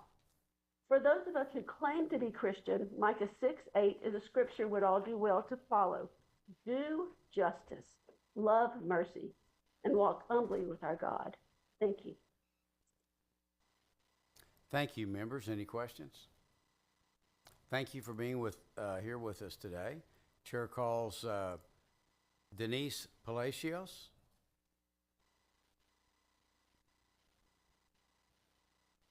Good morning. My name is Denise Palacios, and I'm the Texas State Lead for Climate Cabinet, testifying on the revised redistricting plan. I would like to note that these hearings and public testimony on the non-issue of redistricting have come before any kind of disaster prevention, disaster relief, or recovery legislation, while Texans are still sorting through the rubble of our most recent climate catastrophe. I was born and raised in the Rio Grande Valley and have lived here my whole life. Ahead of the creation of these maps, I asked that the legislature consider that the culture and the experiences of people here in the Rio Grande Valley are vastly different than those of folks outside of the checkpoints. Cuero cattle ranchers and sixth-generation families in East Texas face very different issues than binational first and second generation families in Brownsville with a deeply personal relationship to the Mexico border. And yet, prior to 2021, we were in the same Congressional District 34. As a former congressional and district staffer, I know firsthand that stretched out, gerrymandered congressional districts make it extremely difficult for members to visit and consult with their constituents. They strain district staff resources, and they further weaken civic engagement. Should we continue this process, a congressional member split across the state could have to decide between visiting a community hit by a hurricane or cattle ranchers hit by the epidemic of screwworms, since these two communities are 8 hours away from each other. Texans deserve proper representation and attentive representatives that have the ability to meet with all of their constituents. But our governor prefers to entertain the whims of the president, looking to squeeze out 5 partisan seats instead of prioritizing the needs of Texans devastated by floods only an hour away from the Capitol. I ask that this committee take the time to create a fair process truly inclusive of all Texans with citizen input, review, and approval, because legislators shouldn't be selecting their voters. Voters elect their legislators. I will conclude by saying that I hope that you will soon return to focusing on what truly matters in this moment, supporting Texans whose lives have been devastated by the floods, and tackling the climate crisis that caused this disaster. And I also commend you for providing Zoom access today, and I look forward to the provision of online testimonies for future bills and hearings. Thank you so much for your time. Thank you very much. Members, are there any questions? Thank you again for being here, and Chair calls Kirsten Zundale. Kirsten Zundale? Yep. There you are. Can you hear me? Great, Perfect. we sure can. Welcome, and if, again, you've probably heard, just state your name and if you're representing anyone, and please try to hold your testimony to about 2 minutes. Okay. My name is Kirsten Zundel. I live in Travis County in Congressional District 35, and I'm testifying on my own behalf. Mr. Chairman and members of the committee, thank you for the opportunity to speak today. I'm not here just to oppose a map, but to call out a betrayal of our democracy, our communities, and the people who make this state run. Across Texas, people are struggling, working multiple jobs, caring for families, surviving floods, and through it all, we're told to just keep going. But instead of drawing maps that represent us, this government draws lines that silence us. This redistricting push, ordered by Trump and carried out by Texas Republicans, isn't about fairness. It's about fear. Fear of a multiracial, working class majority that's growing stronger. Fear of a public that's tired of being shut out while billionaires and lobbyists call the shots. Texas is nearly 60% people of color, yet these maps dilute their power to protect a shrinking political elite. Who benefits? Not the workers, not the teachers, not the people still waiting for flood relief, but corporate landlords and oil billionaires. Angela Davis reminds us the idea of freedom is inconceivable without the power to reshape society, and that power lies with the multiracial working class, not the politicians and corporations rigging the system. Noam Chomsky exposed how this rigging works, a manufactured consent that turns stolen land, stolen labor, and stolen votes into policy. These hearings, these maps, they're tactics. Representation should serve the people, not protect the powerful. You may not fear today's testimony, or tomorrow, or yesterday, but you should fear the movement that's coming, because this is not your state to rule. This is your state to build. Thank you. Thank you. Members, any questions? Thank you for being here. Chair calls Alfredo Arellano. Yes, my name is Alfredo Arellano. I am representing myself. I'm currently a resident of Maverick County. I'm 24 years old and I understand the importance of politics. With that being said, I would like to emphasize and stress I'm in strong support of redrawing the congressional district maps, because it is time that Hispanic Republicans in particular have the representation that I feel they desperately deserve, need, and wanted. When we look at the results of the last presidential election, we saw that based off exit polls, President Trump won about 55% of the Latino vote, Senator Cruz won about 52% of the Latino vote. But yet, when we look at the maps and how many congressional Republicans that are Hispanic represent Hispanic districts is significantly low, particularly in the Valley area. Because there's a lot of people that are talking right now that this is going to dilute the minority vote, the Hispanic vote, that Hispanics don't want this, nobody wanted this. Well, nobody asked me until right now. And I think it's time that we draw the maps to look like us, because under the Voting Rights Act, we actually saw that we can go ahead and make minority conservative districts, especially if there is a specific area of Hispanic individuals that tend to vote the same, which in this case would be Republican. Because a lot of people say that Hispanics vote Democrat. My county is the exact opposite of that. We're 58,000 in population. Our CVAP is 94.1%. And the top three federal Republicans, Tony Gonzalez, Ted Cruz, and Donald Trump, won 57% of the vote here in 94.1% Hispanic Maverick County. And so that's why I believe that we need to redraw the maps to look like us. And that is what we are doing as Hispanics. We are shifting more in wanting to vote for the more conservative candidate.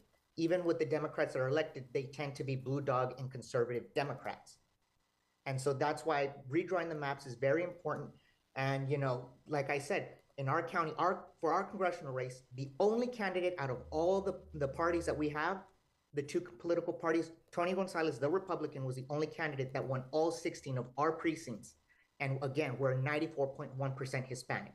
So I urge the Texas Senate and the Texas House to go ahead and redraw the maps to look like our communities, not just create Hispanic majority districts, but Hispanic conservative districts. So thank you to the Texas Senate Committee for your time, and God bless. Thank you. Members, any questions? Sir, thank you for being here today. I'm going to call up the next list. Would be Heidi Bray, John Shepard, Josh Robbins, Cheryl O'Brien, and Ryan Cook. Let me say that again. Heidi Bray, John Shepard, Josh Robbins, Cheryl O'Brien, and Ryan Cook.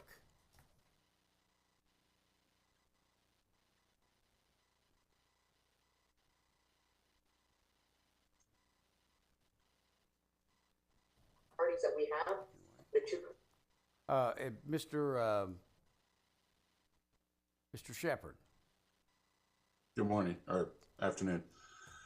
I appreciate the time to testify. My name is John Shepard. I live in Representative Lloyd Doggett's district, probably the most redistricted man in Congress. Okay. Are you representing an organization today or just yourself? On behalf of myself and the people of South Austin and Central Texas. I won't take the full two minutes. I just wanted to express my dismay and disappointment at the expense and time being wasted on such an unnecessary action. The census is the time to redistrict the state, and in between, the partisan gerrymandering helps no one other than those that it unrightfully helps. And I wish that we would devote more time to the necessary problems that need to be addressed, flood control being foremost among them. I wish that this would be reconsidered by the governor as a special charge, and that you guys wouldn't have to be there wasting your time. But more importantly, like I mentioned, the expense of carrying on a special session for reasons that aren't really important to the majority of Texans. But the gerrymandering that's occurred in the past has allowed it to where a small minority has taken over the control of the state to the detriment of the majority's wills. I appreciate the time to testify. And again, I hope you guys can wrap this up quick and get to work on things that are really important. Thank you, Mr. Shepard. Members, are there any questions? Thank you again for being here. Heidi Bray. Chair calls Heidi Bray. Here I am. Hold on one second. Starting my video. Can you see me? We can see you. The Republican was the only candidate. Hello to the Senate committee. Thank you for hearing my voice today. yet none of us should be talking at all about redistricting. Ms. Brake, We should be, forgive me for interrupting, but just to make sure we've got the record correct, are you representing yourself or an organization today? myself. Great, thank you. Please proceed. I'm sorry for interrupting. That's okay. Sorry for jumping in. Yet none of us should be talking at all about redistricting. We should be talking about the disastrous flooding that has cost 139 people's lives and 18 billion, makes me cry every time I have to say this, in damages and economic loss. Texas just received 11 billion in reimbursements from the federal government for our border spending. The legislature did not appropriate or count on this money. So why not give these funds to all those who are affected by the horrific disaster? Greg Abbott has millions appropriated in most recent budget bill for discretionary use, which means he is deciding not to spend that on flood warning systems. That is what we should be also talking about today. While he and all the Republicans are doing is kneeling to, I feel, my personal opinion, a king and a felon. You are following orders to pick up 5 seats through redistricting. Does that not sound exactly like the phone call that the felon made to the Georgia Secretary of State Board to find 11,780 more votes? At least the Georgia Secretary stood strong for democracy. Abbott, and it seems like all of you, no longer stand for our democracy. You stand for this fascist regime, a regime that only knows how to win is by cheating now. You could not wait a normal 10 years, period, before you began gerrymandering as you did in 2021. At least then you let all districts have a voice. Now you're only letting Austin, Dallas, and Houston have one and rushing through it in 30 days, not allowing the 1.4 million in the Rio Grande or in the San Antonio area, Jefferson County. They are not being represented. You want to pass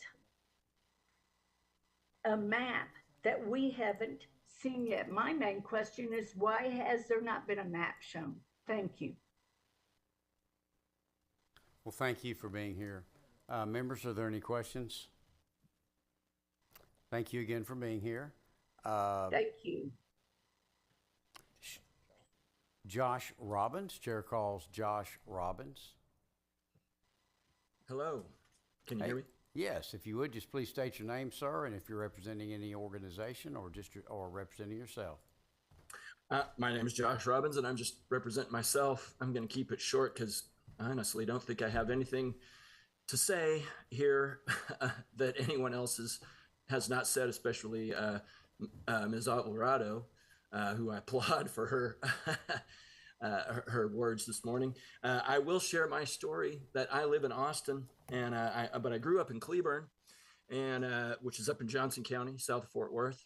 And when I moved down here to Austin, I was very excited to not live in a place that was so rigid and not to sound partisan here, but very conservative, not necessarily in the political sense. I got all the way down here, 3-hour drive, moved into my new apartment and found that I was being represented by a representative in Cleburne, Texas. So I'm all for redistricting, but maybe not in the way that this agenda item is calling for. That's all I've got to say. Thank you. I hope y'all will do the right thing and drop this thing, get back to working on things that serve the citizens of Texas, not just Donald Trump. Thank you. Members, any questions? Okay, next the chair will call Ryan Cook. Hello, can you hear me? Hello. We can barely hear you. Mr. Cook, we can barely hear you. Can you hear me? Yes, that's better. Thank you. Okay. Good afternoon, or I'm sorry. Do you need me to state my name and all that? Yes, please state your name and your position on the legislation, and if you represent yourself, please indicate so. Yes, sir. My name is Ryan Cook, and I'm just representing myself today. May I begin? You can begin. Okay. Good afternoon, Mr. Chairman, Mr. Vice Chairman, and members of the committee. My name is Ryan Cook, and I serve as a Republican precinct chair in Nacogdoches County. Thank you for allowing me the opportunity to speak with you today. I'm here to raise a concern about Congressional District 17, which currently includes Nacogdoches County. With today's hearing focused on Central Texas, I felt it was the right time to share my perspective on a district that, quite frankly, does not reflect our community's geography or identity. I support the redistricting plan and appreciate the work this committee is doing to create a new map for our state. I offer this recommendation as a good faith suggestion to improve the current map that we have. As it stands, District 17 stretches from Nacogdoches to Waco and then all the way down to Round Rock in Williamson County. That's a span of 211 miles and a 4-hour drive. I have great respect for Congressman Pete Sessions, who works hard to serve his constituents, but it's unreasonable to expect effective representation in a district that covers such a broad and disconnected region. The district also fails the basic redistricting principle of compactness. Stretching across vastly different parts of our state, from the piney woods of East Texas to the suburbs of Austin, this district lacks geographic cohesion. It simply doesn't make sense for Nacogdoches, a deeply rooted East Texas community, culturally, economically, and historically, to be placed in the same congressional district as part of Austin's outer metro. An East Texas county should be in an East Texas district. Furthermore, I want to emphasize historical precedent. For 3 decades, Nacogdoches County was part of Texas's 1st district. That alignment made sense. By placing Nacogdoches back in the 1st district, we would not only ensure more consistent representation with our neighboring East Texas counties, but we would also contribute to a cleaner, more logical map. This change would reduce the burden on our congressmen, better reflect our regional identity, and strengthen the integrity of the map overall. Thank you, everyone, for your time and consideration. I appreciate the work. Thank you very much, sir. Members, any questions for Mr. Cook?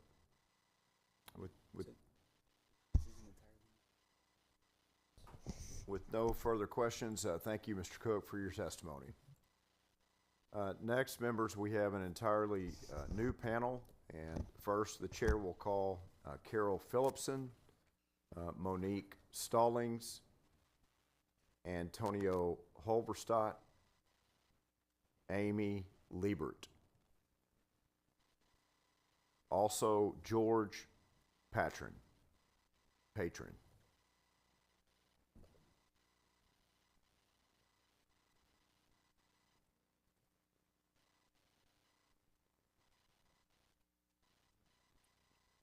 Hello. Please state your name, sir, and you have 1 minute to testify. 2 minutes, excuse me, sir. 2 minutes to testify. Thank you. Hello, my name is Antonio Holverstadt, and I am speaking on behalf of myself. I want to say that partisan gerrymandering and other forms of gerrymandering have been and are a plague upon local, state, and federal politics. Partisan and other forms of gerrymandering have led and does lead to socio-political marginalization, ostracization, violence, and repression of other political viewpoints and groups that can help bring reform. And partisan and other forms of gerrymandering contribute to electoral authoritarianism. Thank you. Thank you for your testimony, members. Any questions? If not, we will proceed. Socio-political marginalization, ostracization, violence, and repression of other political viewpoints and groups that can help bring reform. Yes, please, for this panel, could you please mute for any background noise? Thank you very much. Carol Phillipson. Socio-political marginalization, ostracization, violence, and Monique Stallings. help bring reform. Yes, please, for this panel, could you please mute?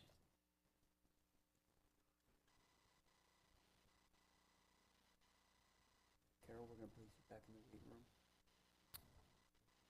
room. Ms. Phillipson, we're going to place you back in the waiting room. Hello? Can you hear me? Hello? Yes, Ms. Phillipson, we can hear you. For this panel, mute.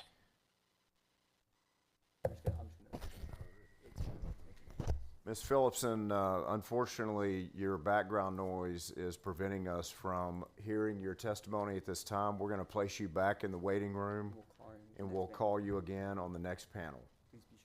Please be sure to mute any background noise. Please be sure to mute any background noise, and for future witnesses that are in the waiting room, please address this as well for expediency with the committee and for those that are waiting to testify. Ms. Stallings, please proceed with your testimony. Thank you. Please unmute and then proceed with your testimony, Ms. Stallings.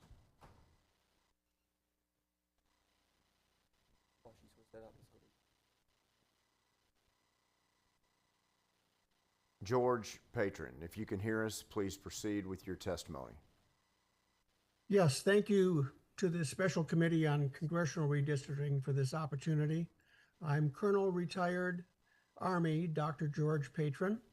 Spent over 23 years in the military, representing healthcare for military families, and now on retirement, I represent all citizens to try to improve healthcare processes. I represent myself first and foremost. Secondly, those who live at my residence in the zip code 78218, Bexar County, Northeast San Antonio, my wife and my mother-in-law. I am an independent. I've always been so for 50 plus years of voting. This means I have always voted for the best person possible for the position or office under consideration. I have never voted along strict party lines. I represent myself first until now. Those who live at my residence in the zip code 78218, Bexar County, Northeast San Antonio. My wife and I'm hearing an echo. Is there a reason for that? It should be good now, Mr. Patron. Please proceed. Okay. Thank you. Plus years of voting.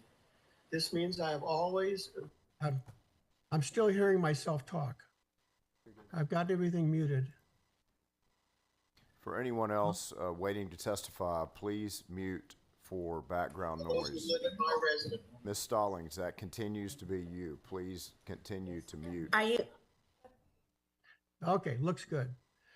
Again, I've always been an independent and they haven't voted party lines, but I cannot in good conscience vote for any Republican running today under the current circumstances.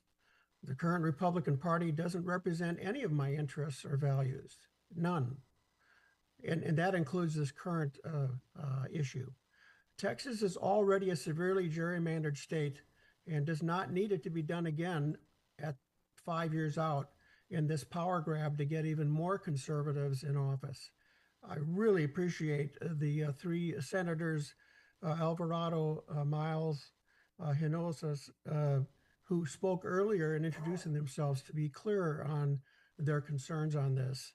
I've been educated by this session, so thank you, committee, for allowing those of us citizens who you work for to be able to be find out what it means to be race blind and the 3/5 rule. We're already severely gerrymandered. I'm not in favor of a new special redistricting plan at the present time, unless, like the prior witnesses, we make it so that it really represents the people of the geographic area. As a white privileged male, I am embarrassed to be in that category because I see people I've represented in retirement not being represented to be able to get their needs met. So Republicans currently representing me in the House and Senate do not represent me. When I write to them, call them, I get no response at all, and they continue to vote 180 degrees opposite from the way I feel and what I'd like to see happen. Thank you, Mr. Patron. Your time has expired. Appreciate your testimony. Very much appreciate it. Members, any questions? Thank you, sir. Monique Stallings, please proceed with your testimony. Thank you.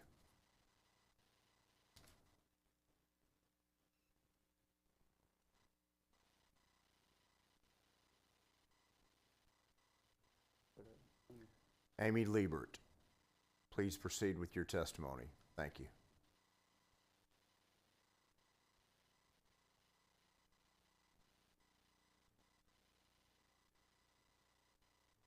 Hello, can you hear me? I can. Thank you. Okay. Hi, my name is Amy Liebert. I'm representing myself. Thank you for the chairs, senators, and members of the committee. I'm here not as a political operative or legal expert, but as a concerned citizen and proud Texan to express my strong opposition to redistricting efforts and the special session that aims to gerrymander our districts even further for political gain. The United States Constitution guarantees each citizen the right to vote and to equal representation. The 14th and 15th Amendments make clear that this right cannot be denied or diluted, but when political leaders manipulate maps to protect their power instead of reflect the people, that right is violated. Senate Bill 1, passed in 2021, made it harder for Texans to vote by banning drive-through and 24-hour voting, methods that supported participation by working families, the elderly, and communities of color. Now, instead of expanding access and fairness, we are trying to redraw maps that further suppress the popular will. Texas has 38 congressional seats. Republicans hold 25 of them. Democrats hold 12.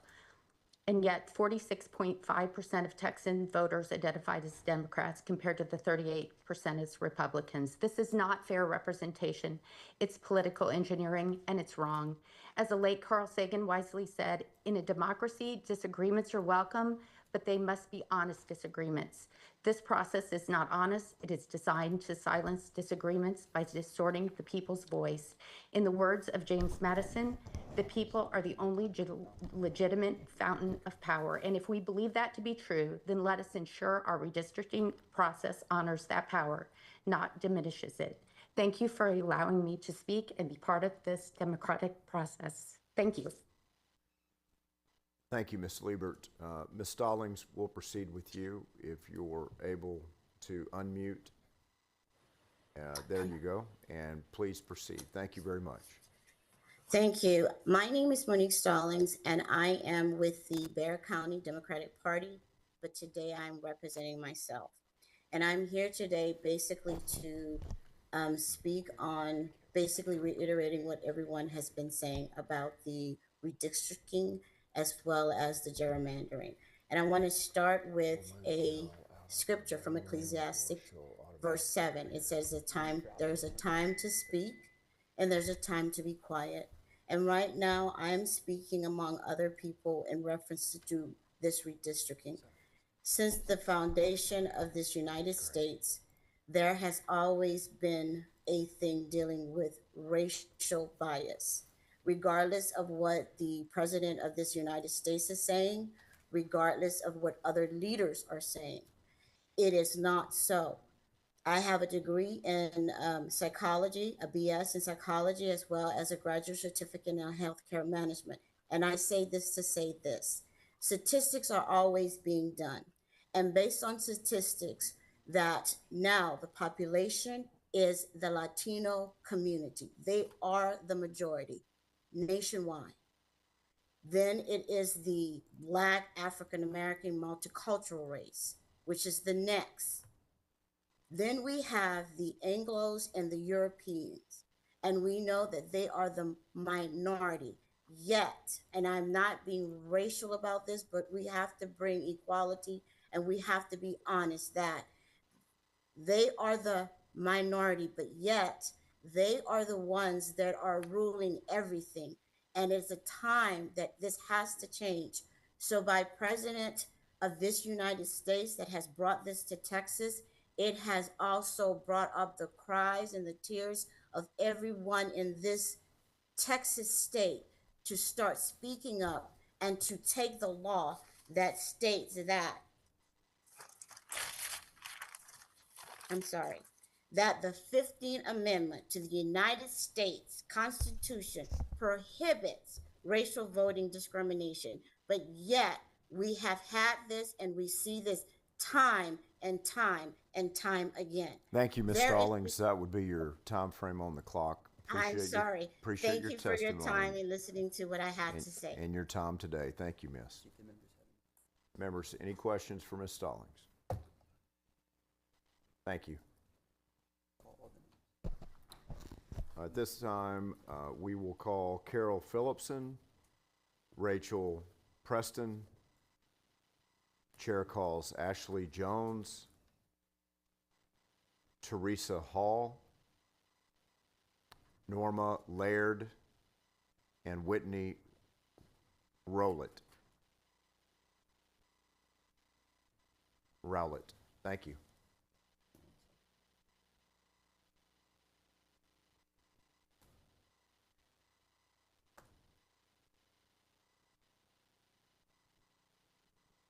Is that what I need to press? If you want to turn on your video. At this time, Ms. Phillipson, you can begin. It's not working. They may have control of it from their side.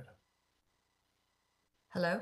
Yes, Ms. Phillipson, we can hear you now. Go ahead. All right, my name is Carol Phillips, and I'm representing myself, and I live in Austin, Texas. Please do not redistrict. How can this be done when the 2021 redistricting plan is... okay. My name is Carol Phillipson. I'm representing myself.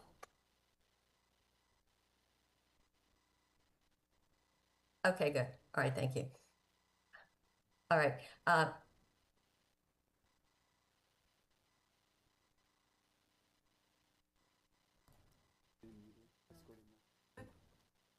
Ms. Laird, if you would proceed while Ms. Phillips connection difficulties. Okay, is that better? Hi, my name is Norma Laird, and I'd like to take a second to introduce myself. My father was an Air Force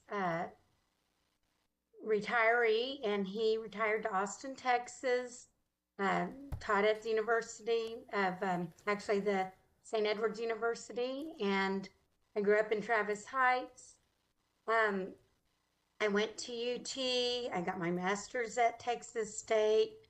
I love Lady Bird Johnson and wildflowers. I'm currently a retired teacher. I'm a mother. I'm a grandmother. And I have concerns about Central Texas. The Uvalde shootings really made me cognizant of the need to really look at, you know, having stronger control over firearms. It's important to me that we have a strong FEMA to handle things like our flood situation. Austin Airport is in real need of air comptrollers, and we need to strengthen that system. We need to strengthen FEMA. These are concerns of Central Texas. In other words, every community has needs that are near and dear to their heart. You know, as a teacher, special needs students, you know, there's a huge need for federal support. I need representatives who stand for what is near and dear to my heart. You know, the environment, beautiful Central Texas, safe skies, FEMA, education, the environment, and being fiscally responsible, not throwing our country into trillions of dollars of debt. And I'm concerned about that. I'm the 9th out of 9 kids. I worked since I was 14 years old. I paid my way through school. You know, every community and every person needs to be able to strengthen their community, and we should be able to do that through our representatives. Cutting up the districts. Thank you for your testimony. That would be the end of your time. Cutting up the districts. Thank you very much. Okay, thank you. Thank you so much. Ashley Jones, please unmute and provide your testimony. Thank you. Hello, I'm Ashley Jones. I am a Texan who's testifying on behalf of myself. Good morning. Thank you for taking the time to hear me. I want to begin by stating that I think that this is a gross misuse of time, attention, and the public trust that's been placed in this body. The fact that Texans are facing real challenges right now, flood recovery being one of the most urgent. I would much rather see my elected representatives focusing on rebuilding communities than spending your time and energy granting political favors to President Trump. You know, at the beginning of these hearings, Senator Hinojosa rightly pointed out that redistricting was already completed in 2021. There's been no new census, no new demographic data. So there's really no justification for redistricting now. The only clear explanation for why we're sitting here, why we're having this conversation, is a partisan one. This process appears to be designed to entrench power even further by disenfranchising minority voters. We've heard so many people speaking before this body today saying the same thing. I've heard almost no one who wants this to happen. I think there was maybe one person who testified in support out of everyone who you've heard so far. This is not only unethical, it's unconstitutional. The current maps are already being challenged in court, and I feel that this process is actually trying to sort of double down on the mistakes that Texas has already made with its redistricting and gerrymandering. I know that many of you, most of whom aren't sitting in your chairs right now, but hopefully you'll hear what I have to say anyway, are ethical public servants, people who care about both our state and our country. So today, I hope that, I'm feeling not just your legal duty under the Constitution, but also your conscience, that you know this is the wrong thing to do. A recent poll by Z to A Research found that 63% of likely voters, 41% of who are Republicans, believe that redrawing is Thank you, Ms. Jones. unnecessary. That would be your time frame. Thank you. Appreciate your Thank you. testimony very much. Members, any questions? Thank you so much. Whitney Rowlett, please proceed. Please state your name and your position on the legislation and your who you represent, if anyone other than yourself. Please proceed. Great, thank you so much. My name is Whitney Rowlett. I'm representing myself, and thank you to the committee chair, vice chairs, and all the committee members for this opportunity to speak. I live in Representative Lloyd Goggett's district in North Austin, and this is an area that is continually in danger of being redistricted. I have been a member of multiple districts during my tenure in Austin, and every time that we've changed districts, it's been purely for partisan purposes.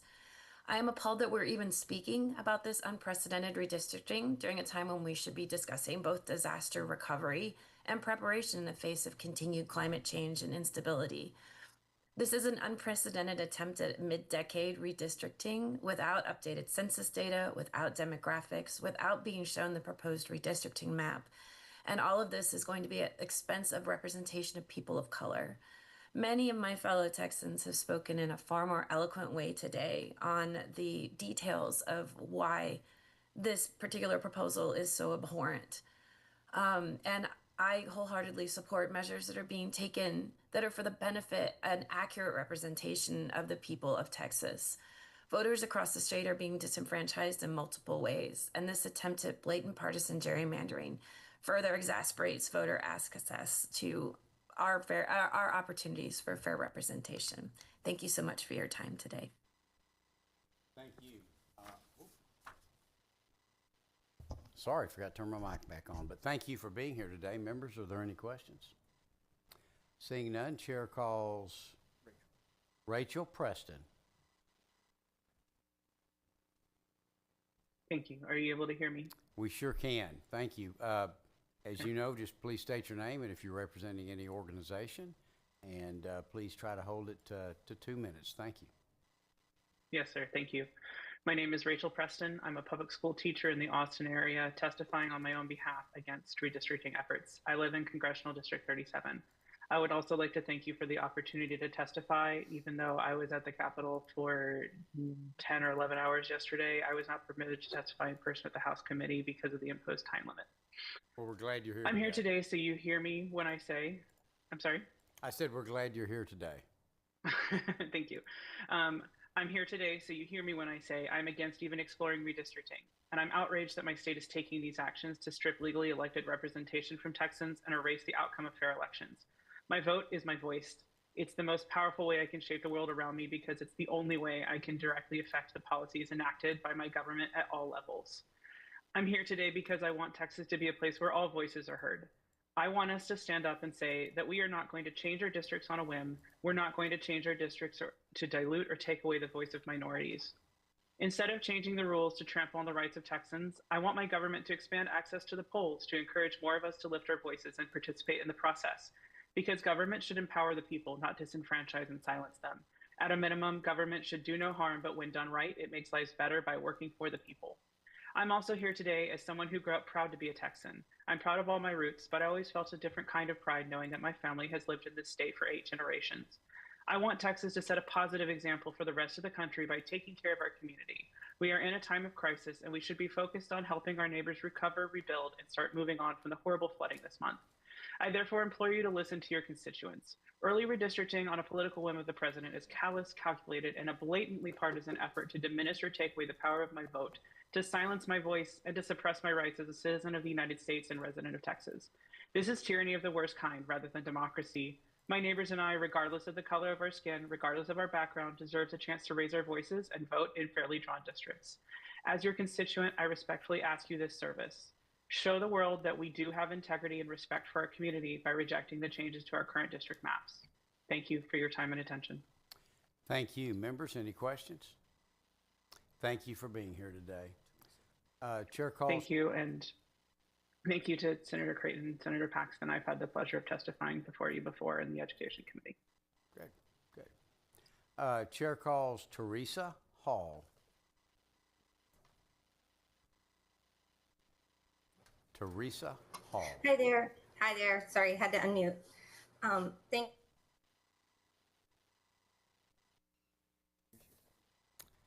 Looks like, Ms. Hall, you're having some technical difficulty. I'm going to put you back in the waiting room for just a minute. Your screen froze, and I bet it's an internet issue. We'll call you back up in just a few minutes.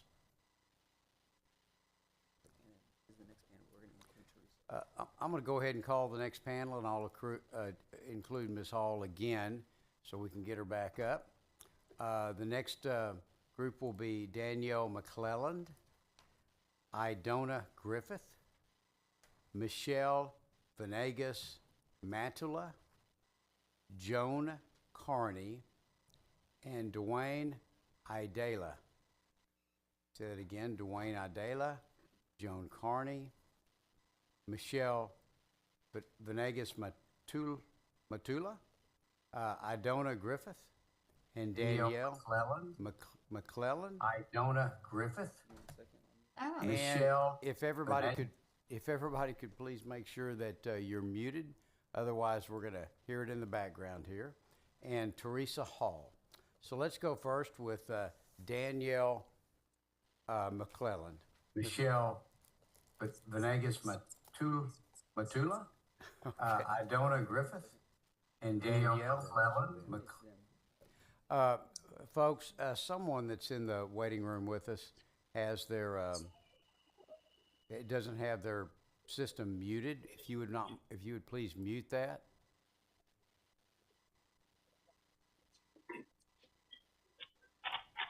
All right. Let's go ahead and start with Danielle McClellan. Ms. McClellan, are you there? I am. Can you hear me? We sure can. If you would just tell us your name and if you're representing any organization. Hello, my name is Danielle McClellan, and I live in a Claremont neighborhood in Dallas, Congressional District 32.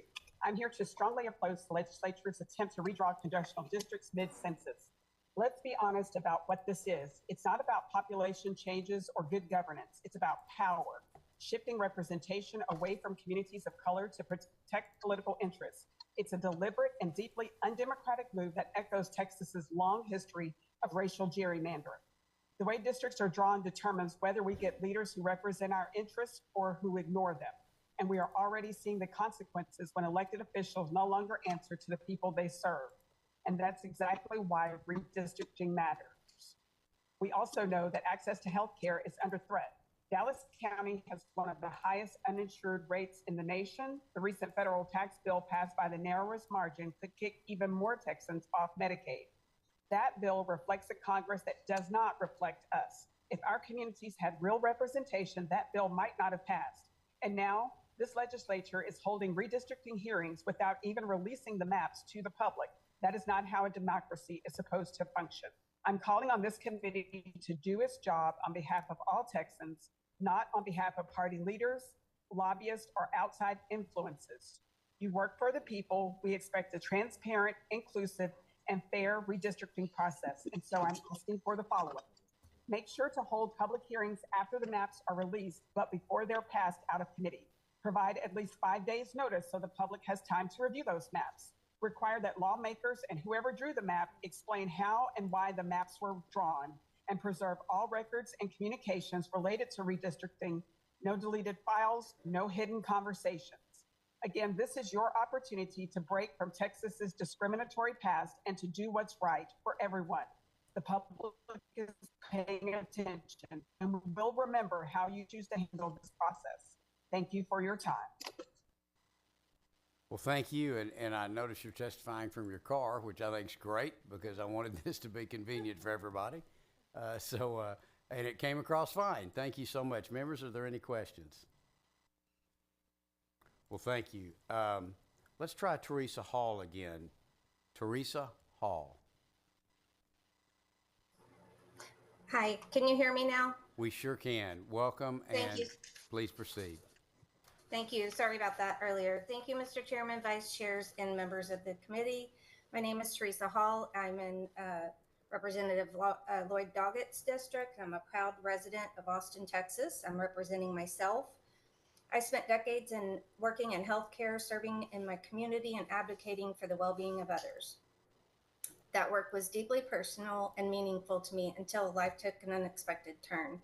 After contracting COVID-19, I developed long COVID and dysautonomia, chronic conditions that completely changed my daily reality. I went from being a full-time healthcare worker to navigating an exhausting maze of medical appointments, treatments, and limitations. My health challenges have reshaped my life, but they've also made me even more passionate about speaking up, especially when our democracy is under threat.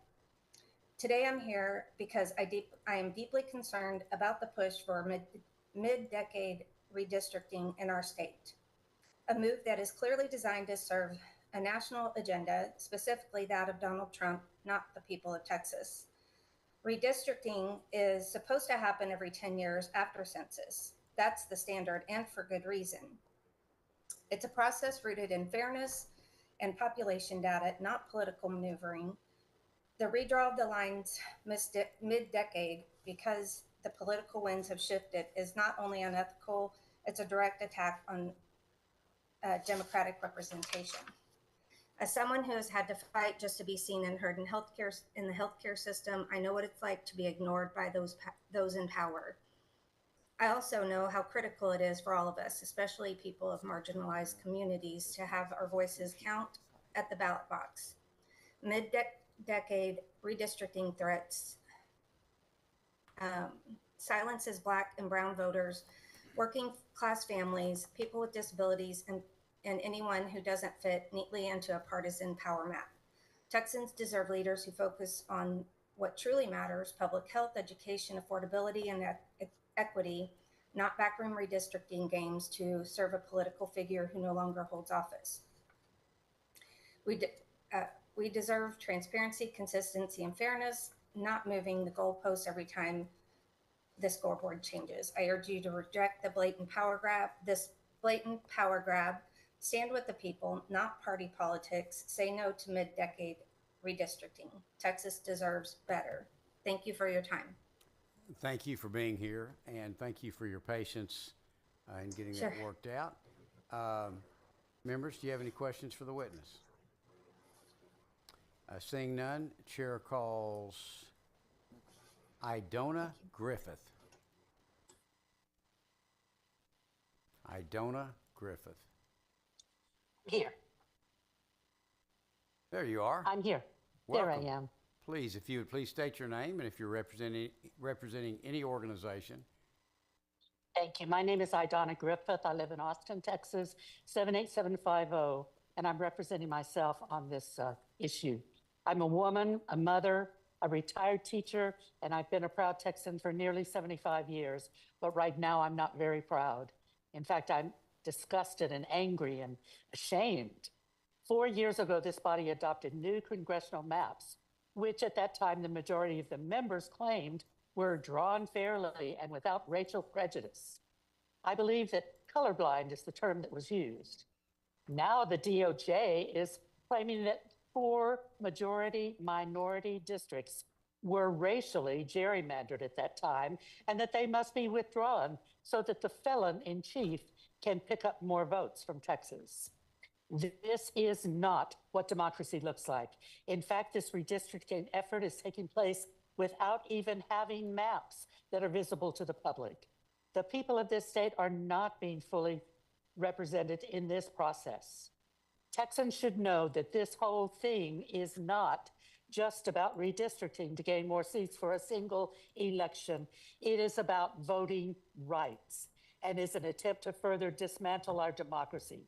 And here in Texas, where we claim to be strong and independent, our governor is following orders from the felon in chief, with this body meekly complying. At a time when the legislative work of the state should be about adequate flood relief and disaster mitigation, this body is playing political games. I am ashamed. Thank you for your time. Thank you for being here, and it looked like you were outside. Is that right? I am, sir. Our granddaughter turned 16 this week, so my husband, I took her to lunch, and I'm going to have to explain to her why I bolted from the table. Well, we're just glad you were able to still carry on your day today. Thank you. Thank you, sir. Members, any questions? Well, thank you, and tell your granddaughter happy birthday. I'd Thank you sing, so but that'd be a much. little too much, I think. So, Thank you, sir. thank you. Chair calls Joan Carney. Joan Carney. Can you hear me? We certainly can. Welcome. Good. I'm Joan Carney from Lago Vista Hill Country, and I'm representing myself. I'm here, like others, to ask, why are we even here today? Just 3 weeks ago, floods killed 135 Texans. Instead of redistricting, why aren't we looking for solutions to the floods that left so many families grieving? I was going to talk about some of them, but then I changed my mind. Instead, some serious questions have been raised today about constitutional issues regarding the July 7 DOJ letter, and whether what they are asking the Texas legislature to do is unconstitutional. I support Senator Alvarado's request to bring the DOJ letter writer in to explain, and to do that even if a subpoena is necessary. This should be done as quickly as possible, given the DOJ deadline of August 7 and its implied threat. We don't even know what that is because the lawyer hasn't said. I thank you for your time. Thank you, ma'am. Members, any questions? Seeing none, chair calls Michelle Venegas Matula. Hi. Hi, how are you? Good. Thank you for having me. Thanks. And if you just tell us your name for the record and if you're representing any organization today. Yeah, so I'm Michelle Venegas Matula, and I'm representing myself as well as Texas Unitarian Universalist Justice Ministry, where I serve as the congregational organizer and acting director for the statewide faith-rooted network representing Unitarian Universalists and non-UU friends across Texas, where we're committed to equity, democracy, and justice for all people. And protecting democracy and voting rights is an issue that we're very concerned about. So we strongly oppose using the special session on redistricting. Texas just redrew its maps in 2021, and we're still waiting for the outcome on those maps that were challenged on racial discrimination. Redoing the process now with no public maps, limited notice, and restricted testimony is not normal. In fact, it's morally indefensible. Let's be honest about why we're here. This redistricting session is not about fair representation. It is being pushed by a federal political agenda that wants 5 more seats in the U.S. House by breaking apart our Black, Latino, and Asian communities, a direct attack on the Voting Rights Act, and the voices of Texans of color. Politicians should not get to pick their voters. Voters should be the ones picking and choosing our politicians to represent us. And in the meantime, Texas is still recovering from catastrophic floods, a mass casualty event made worse by years of underfunded emergency preparedness. Even our UU youth camp is in the same area, and it was just sheer luck that we had wrapped up camp just the week before. Families are deeply grieving and trying their best to rebuild, yet our leaders are spending tax dollars on political power grabs instead of saving lives. And while this is happening, the so-called Big Beautiful Bill threatens to cut health care and food assistance for hundreds of thousands of Texans, including in rural areas. Rural hospitals are already on the brink. Even in Washington County, where my in-laws live, the labor and delivery unit is again possibly closing. The birthplace of Texas will have no place for Texans to give birth.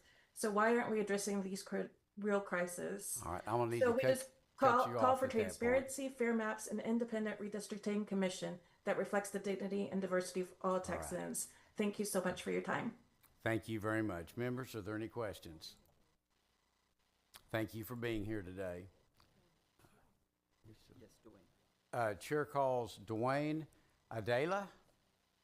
Adela, thank you. Welcome. If you just tell us your name and if you're representing any organization. Thank you. My name is Dwayne Idella. I'm a resident of San Marcos, Texas, District 21, and speaking for myself, I'm also a United States Marine.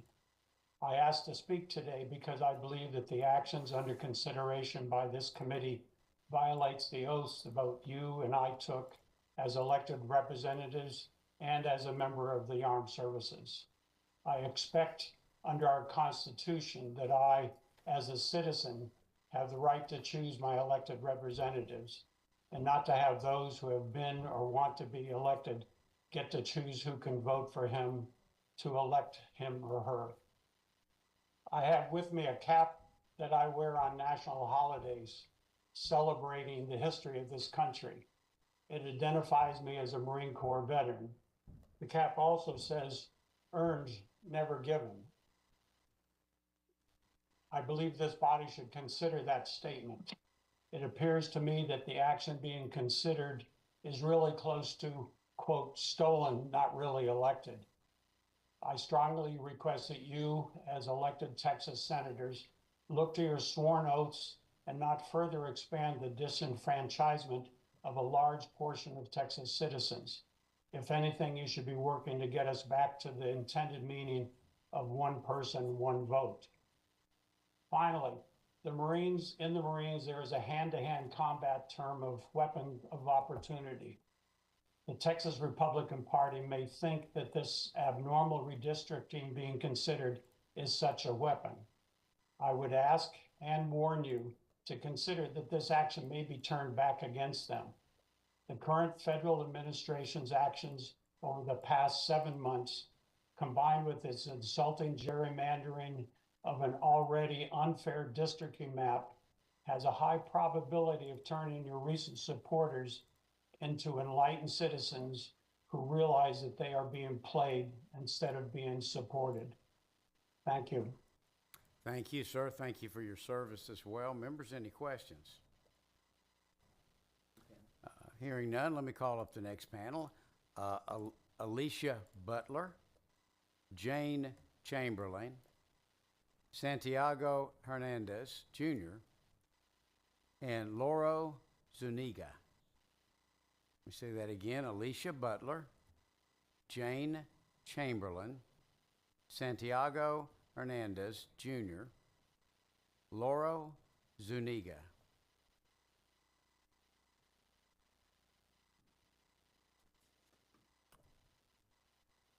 Alicia Butler, do we have you? Yes, Mr. Chairman. Can you hear me? Yes, great. Please state your name and if you're representing any organization. My name's Alicia Butler, and I'm here on my own behalf. I'm a fifth-generation Texan and a licensed Texas lawyer that I've been for nearly 29 years. And I'm here to speak in opposition to the proposed redistricting that's in direct response to President Trump's publicly reported request that you create 5 more Republican congressional seats in Texas.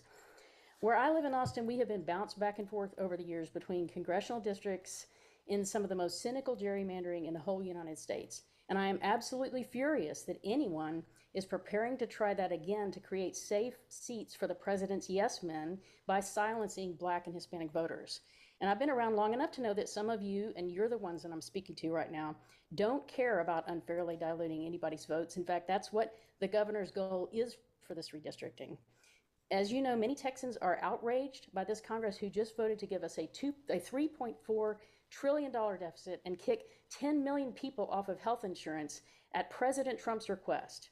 And Governor Abbott has proposed redistricting to make sure that we get more of the same. Governor Abbott and President Trump rightfully fear the pendulum swinging back, and redistricting is a desperate plan to rig this game to adapt the electorate to President Trump's blatantly white supremacist political agenda instead of developing a Republican agenda that serves the will and the benefit of all Texans. It's completely obvious to anybody watching this process that it's nothing more than an effort to hand more power to President Trump and further erode his accountability. So I'm not going to talk process or data because, frankly, I don't think it matters to some of you. I'm going to instead encourage you, as you prepare your votes, to ask yourselves in your heart of hearts, do I want to tie my name and my fate to Jeffrey Epstein's buddy? Do I want to keep carrying water for someone foolish enough to sue Rupert Murdoch, the owner of Fox News? Because we, the people of Texas, will remember if you stood with the child predators and the white supremacists and the billionaires, or if you stood with the hardworking, decent people of our state. Thank you. Members, any questions? Thank you for being here. Chair calls Jane Chamberlain.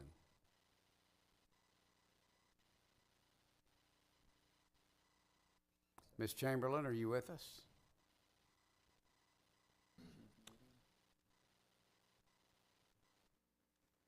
Let's try Santiago Hernandez Jr.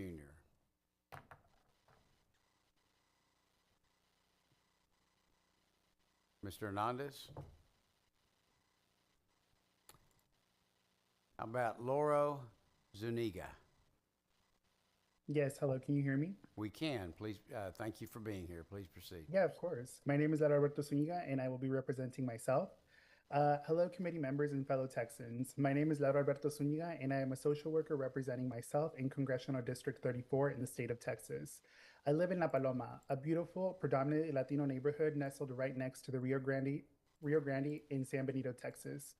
I come here to voice my concerns about the lack of transparency and rushing of redistricting congressional maps and how it could directly impact my neighborhood and my life. As a gay Latino, many of the issues discussed in Congress impact me directly as both a person and as a caretaker for my aging parents. For the Texas legislature to engage in mid-decade redistricting efforts to appease a destructive president has real consequences for real taxpayers, such as myself. I asked the Texas legislature to wait until all litigation is settled and more accurate census data is provided to redraw maps with the assistance of an independent commission. If these illegal maps come to pass, I and many others around our district and state will be feeling the evil effects of cruel policies for the rest of our lives by never seeing an end to student loan debt, worrying about healthcare costs with Medicaid being cut, economic uncertainty due to the attacks on our social safety nets, and worse, not having appropriate representation in Congress, all because politicians cannot win fairly solely on their policy positions. I want real representation in Congress, not an imposed congressperson who votes against my well-being. Is cruelty the point of all this? Is the function of government to squash the life out of its citizens? My guess is yes, considering the deprioritization of relief for flood-affected families and the hyperfixation on gerrymandering. Shame on you. However, I believe in a government that prioritizes its most vulnerable and one that is focused on enhancing well-being and ensuring all Americans prosper. That's what's at stake with these redistricting efforts, and I hope my fellow Texans continue to raise their voice against this unjust power grab. Thank you for your time. Thank you for being here. Members, any questions? Seeing none, chair calls, I want to try again, Jane Chamberlain. Hello? There you are. Can Welcome. you hear me? Yeah, hi. If you would please tell us your name and if you're representing any organization here today. My name is Jane Chamberlain, and I'm District 37. I'm an Austin grandma representing my family. Welcome. Please proceed with your testimony. Thank you. I've learned such a lot from the expert witnesses here today. Thank you so much. I keep hearing the question, Why are we here? And I think the answer is that this country is undergoing an unprecedented and unbelievable assault on our rule of law, our citizens and immigrants, and the very structure of our government. And we're here because the increasingly unpopular leader who's directing this travesty is afraid somebody might be mad at him. We've watched Republicans. Now this assault on democracy hurts everybody. We've watched Republicans who represent small towns or rural areas fighting to keep control of their public schools, which is the principal community center for a small and scattered population. Some of you resisted heroically the push to exchange that autonomy for a profit-based education system until your governor showed you what happens when you persist. And if we want Christianity to be in charge of Texas from now on, let's at least use Jesus's crucial update to the old commandments from Matthew 22. Thou shalt love the Lord thy God with all thy heart, with all thy soul, and with all thy mind. This is the first and great commandment, and the second is like unto it. Thou shalt love thy neighbor as thyself.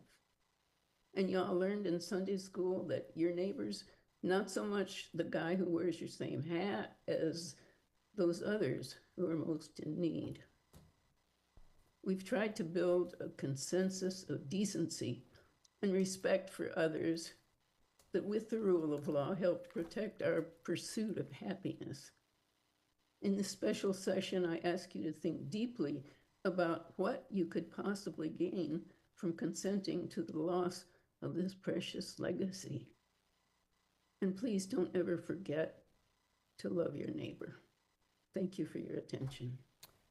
Thank you for being here. Members, are there any questions for the witness? Seeing none, We need to do them again. Let me try Santiago Hernandez Jr. one more time. Yes, I am here. There you are. Great. Please tell us your name for the record and if you're representing any organization, and then begin your testimony. Yes, my name is Santiago Hernandez Jr., and I'm just representing myself today.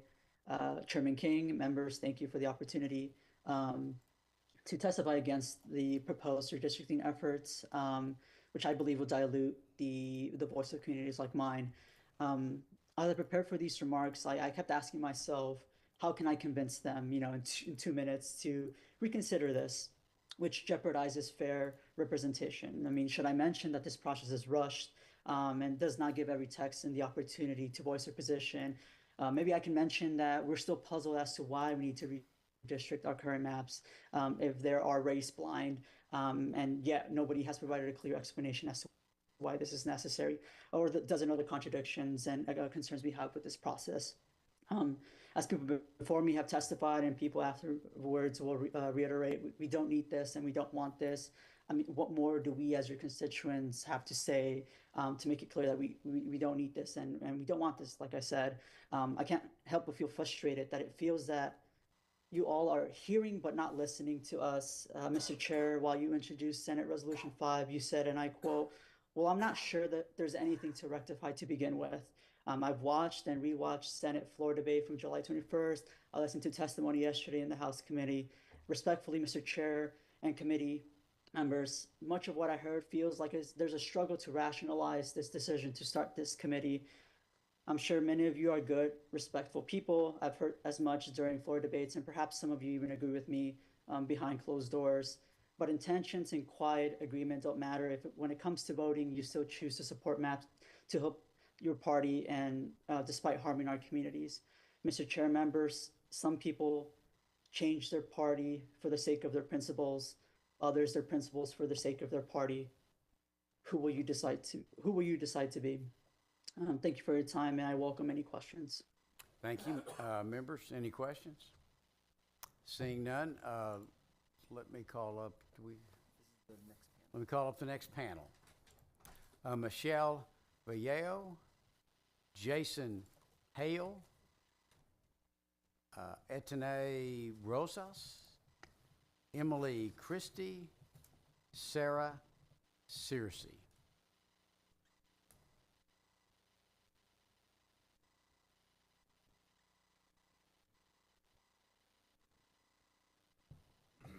Give everyone a minute to get fired back up.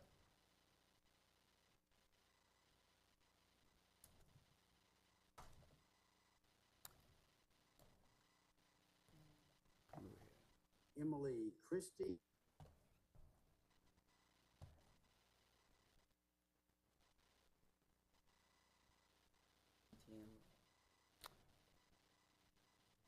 Okay, Mr. Rosas, if you don't go ahead and go and tell us your name and if you're representing any organization, and then begin your testimony, please.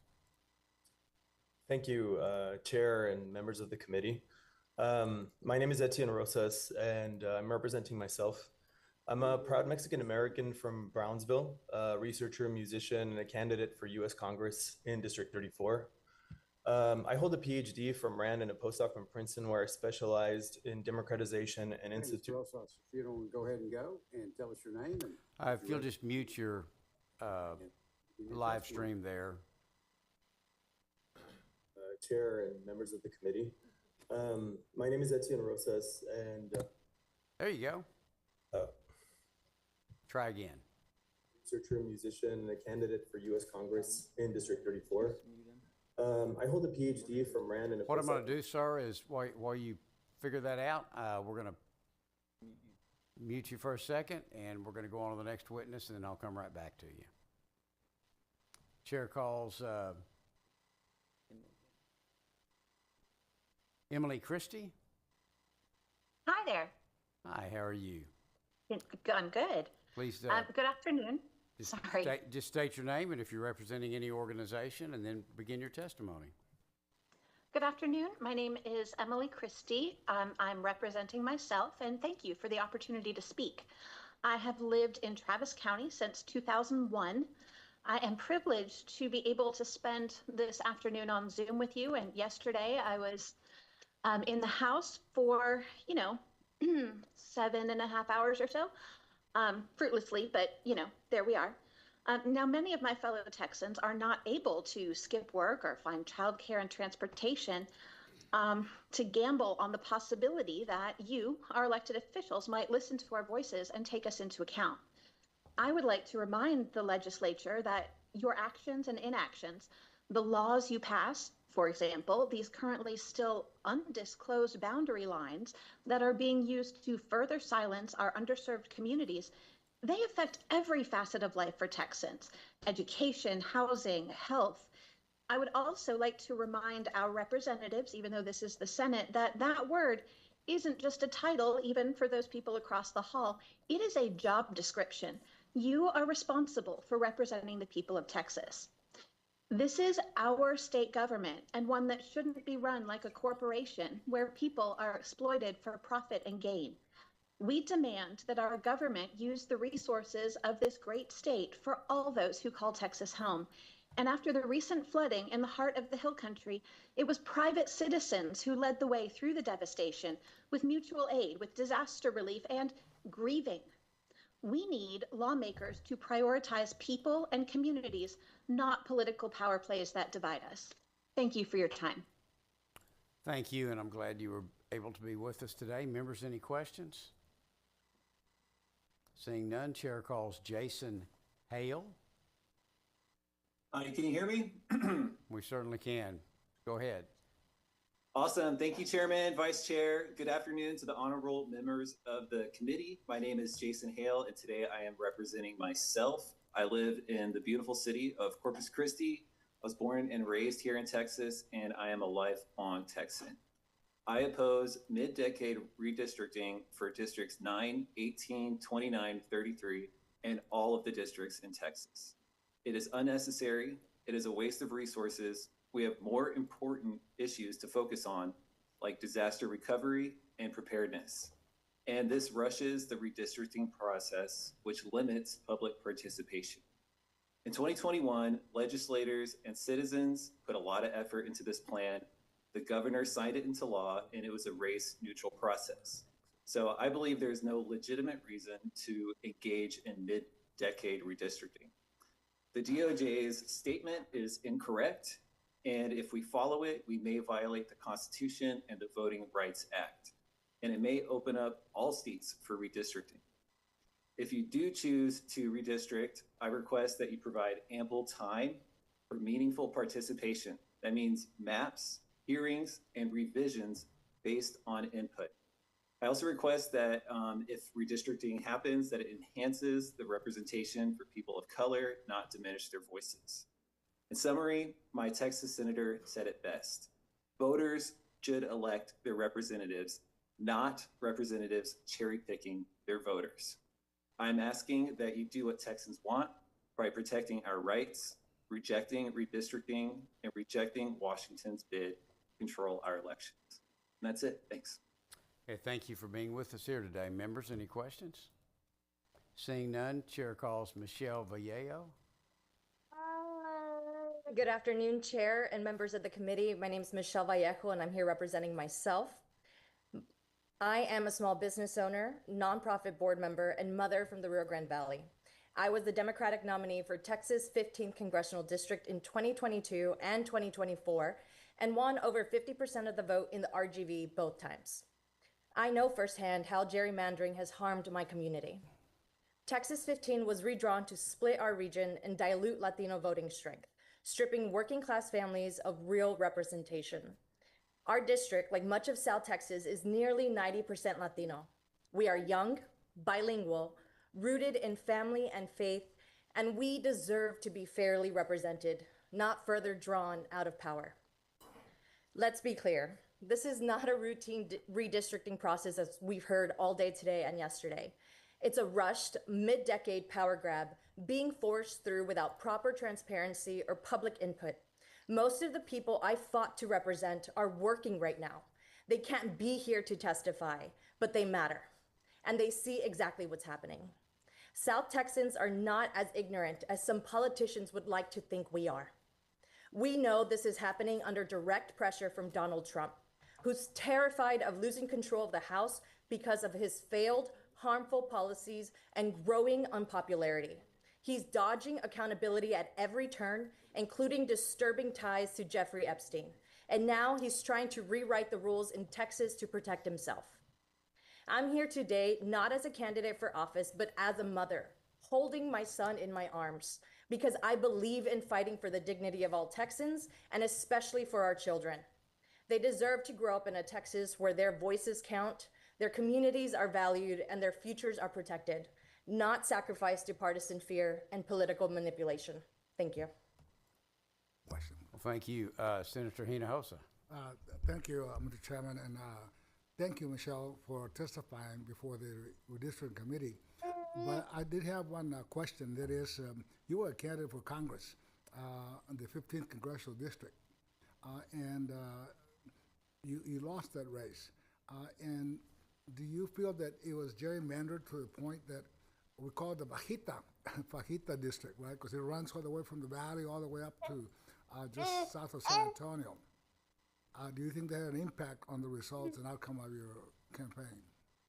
It most definitely did, especially the first cycle when the map was first redrawn to represent the Fajita district, which runs from the border of South Texas in the Rio Grande Valley and McAllen up to Guadalupe County, gets a sliver of New Braunfels even. And people were confused. They felt hopeless. They felt robbed of who their true representative is and can be. And we heard this from voters every time we talked to them at the doors, all the public events that we hosted and attended. And this is why, or this is a very big reason why a lot of Latino voters in Texas don't come out to vote, because they feel like their vote doesn't matter. And the redistricting that we experienced going into the 2022 election, we saw that, and we're going to continue to see that if these maps are continued to be drawn and belittle the Latino vote. Thank you for your testimony. Thank you, Mr. Chairman. All right, your son was perfect. What's his name? He is watching out and taking notes. All right, how old is he? He's 6 months on Monday. Well, congratulations. He did great. Thank you. Great. Bring him back anytime. And you can testify again, too. So. Will do. Thank you. Chair calls, Mr. Rosas, are you still there with us? I'm here, yes. Let's try it again. Probably it's sorted. That's all right. Go ahead. Thank you so much. Thank you, Chair. Thank you, members of the committee. Well, my name is Etienne Rosas, and I'm representing myself. I'm a proud Mexican-American from Brownsville, Texas, a researcher, a musician, and a candidate for U.S. Congress in District 34. I hold a PhD from RAND Corporation and a postdoc from Princeton, where I specialize in democratization and institutional corruption. And I can tell you that what's happening in Texas right now is not democracy. It's a classic case study of democratic backsliding. This redistricting proposal isn't about fair representation. It's about carving up Latino communities like my own to engineer more Republican wins, even where Latinos are a clear majority. Latinos are now 40% of Texas population, but hold just 24% of congressional seats. At the national level, we're 20% of the people, but only 10% of Congress, and that's shamefully the highest that it's ever been. But instead of fixing this disparity, these maps aim to drown the voice of Latinos even further, cracking the Rio Grande Valley, splintering districts like my own, and erasing our growing political voice. But this isn't anything new. In 2006, Supreme Court ruled that Texas violated the Voting Rights Act by dismantling a Latino Opportunity District. And that same playbook is being used again, just with weaker federal oversight. But the consequences here go beyond the maps. When our communities are politically marginalized, it opens the door to gross institutional corruption. Just look at what's happening with SpaceX. Elon Musk came to the South Texas because he knew no one would stop him. He exploited weak regulations, gutted environmental protections, and used our own region as a launch pad, not to reach Mars, but to reach Washington and help Donald Trump get back into the White House. So this is what democratic disfigurement into an oligarchy actually looks like. Not the tanks in the streets, but zoning boards, redistricting maps, and billionaires buying silence from both parties. And we're not just talking about lines on a map, we're talking about whether families in Harlingen and San Benito and Brownsville, McAllen get to participate in American democracy or remain collateral in someone else's power grab. But the world is actually watching. IDEA calls us now a backsliding democracy. The Economist calls us flawed. VDEM puts us on the autocratization watch list. And this is an emergency. As Dr. King once said, so long as I do not firmly and irrevocably possess the right to vote, I do not possess myself. I cannot live as a democratic citizen observing the laws I have helped to enact. I can only submit to the edict of others. So I urge the committee to reject these maps that fragment Latino majority communities, to center public input on those directly affected, and to comply fully with the Voting Rights Act and the Constitution. And remember that assaults on democracy anywhere are assaults on democracy everywhere. So thank you so much for your time, and glad to be here. Thank you for the opportunity to rectify the technical issue as well. Well, thank you for being here. Members, any questions? Seeing none, do we have anybody left from that panel? Yes, that's Sarah. Chair calls Sarah Searcy. Sarah Searcy, are you with us? Yeah, can you hear me? We sure can. Go ahead. Okay, thank you. My name is Sarah Searcy. I'm a resident of District 37 in Texas, and I'm speaking for myself. As many previous speakers have established, there's no legitimate reason to undertake redistricting at this time. The reason we're all wasting our time here is that President Trump is afraid he won't be able to hold the House in the midterms. So in typical fashion, he's trying to cheat and lie and bully so he can continue to destroy our country and enrich himself. It is a disgrace, but not a surprise, that Texas's Republican legislators are facilitating yet another corruption of democracy. So a lot of people have covered details about the redistricting. I want to talk about just who President Trump is, this person whose very fetid water you're carrying.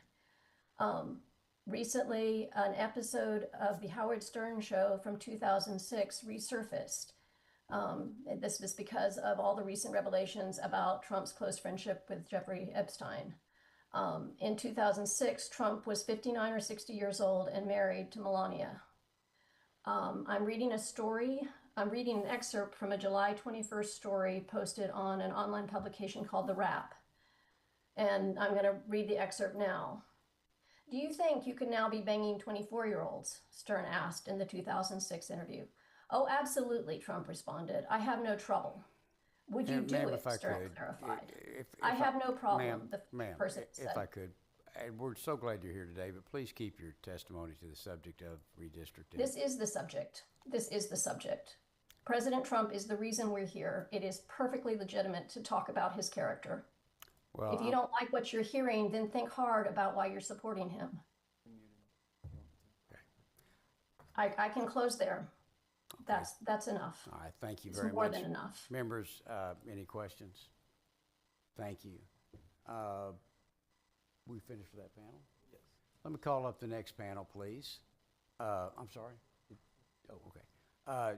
Jennifer LaRue, Kathy Fulton, Jody Ekberg, Leticia Torres, Jacqueline Bays-Luga, Carol Phillipson.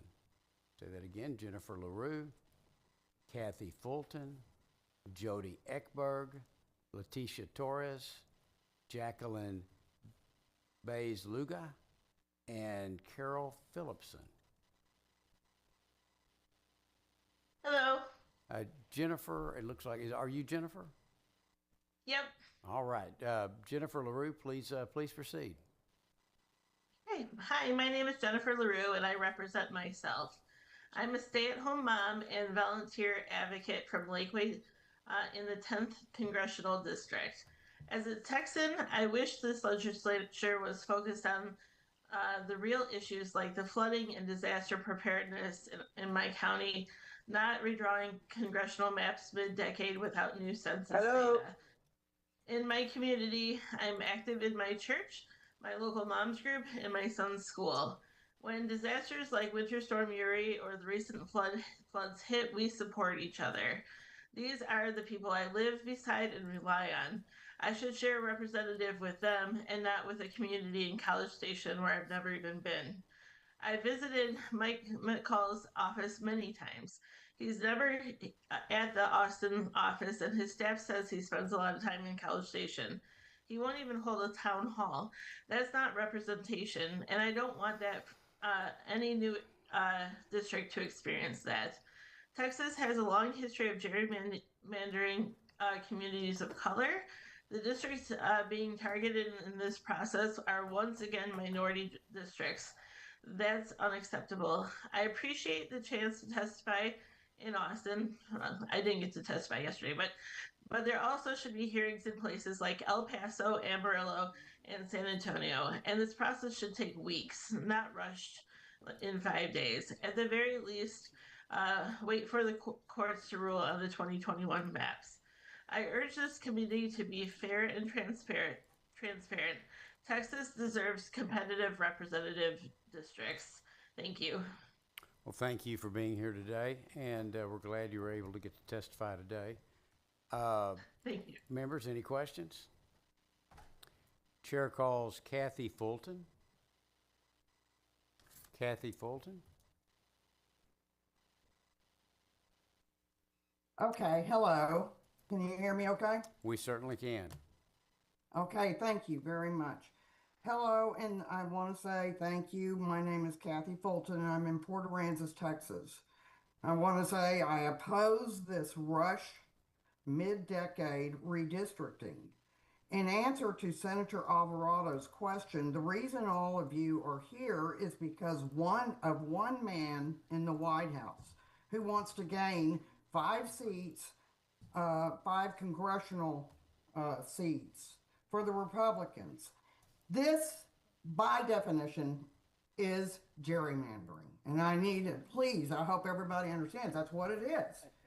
I do not vote along party lines. I vote for a candidate, not a party. In my opinion, these hearings violate our own TOMA laws because the public has not seen any data or maps, so we can't form an educated opinion. To tell the truth, I am angry that Governor Abbott has allowed the orange man to control our special session, when what we really need is to be worrying about Texas problems, like obviously what's happened in the Hill Country and water. We still have more issues to do with water. I urge this committee to say no to this farce of redistricting and that all of you should just walk away from this and stop any further hearings. I do appreciate the comments of Senator Alvarado, Senator Hinojosa, and Senator Miles, and I question why others on this committee are being quiet as a mouse. It's almost like this committee was gerrymandered also by the Lieutenant Governor. Thank you. Thank you, ma'am. May I ask, are you representing an organization today or just yourself?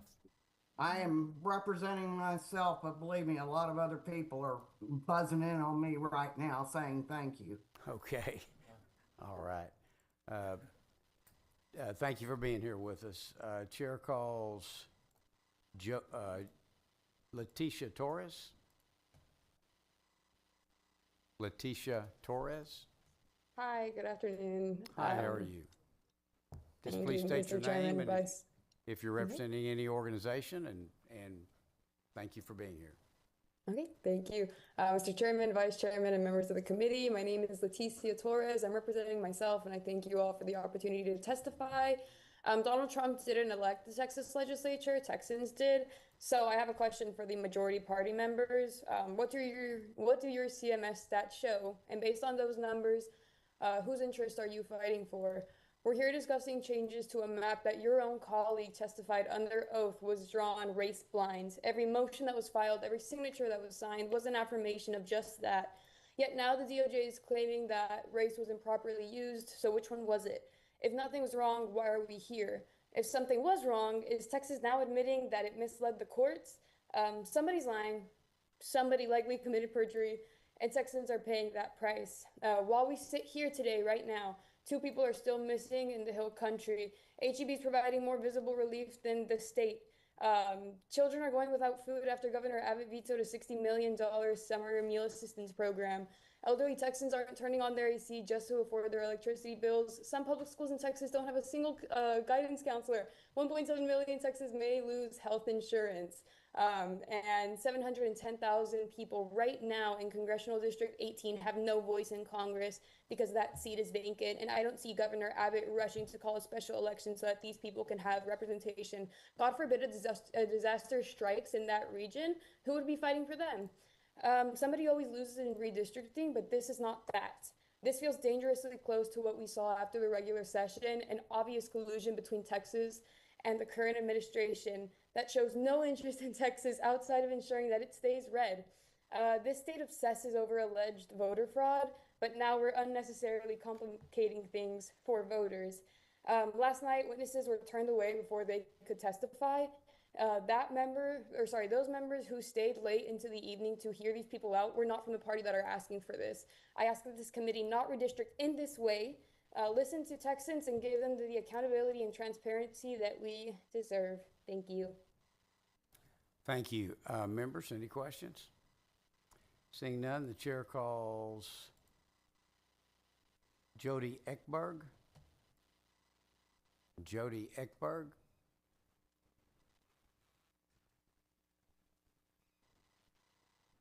Are you there with us, Jody Ekberg? Yes, I am. Can you hear me? We sure can. Please proceed. Thank you, and thank you for the opportunity to speak today. My name is Jody Ekberg, and I am representing myself. I live in the U.S. Congressional District 10. I strongly oppose the attempt to redistrict our congressional districts mid-census, and I, like others here today, also wish we'd actually be able to see the maps in question. Regardless, this brazen move by the governor and the DOJ to increase Republican representation in the U.S. House by taking it away from communities of color is shameful, and it's blatant racial discrimination. Redrawing legislative maps outside the normal census cycle is not only unnecessary, it's deeply harmful to our democratic process. Mid-decade redistricting undermines stability and trust in our elections. It gives those in power the chance to manipulate district lines purely for political gain, rather than to reflect the will of the voters. This kind of gerrymandering silences communities, especially communities of color, by diluting their voice,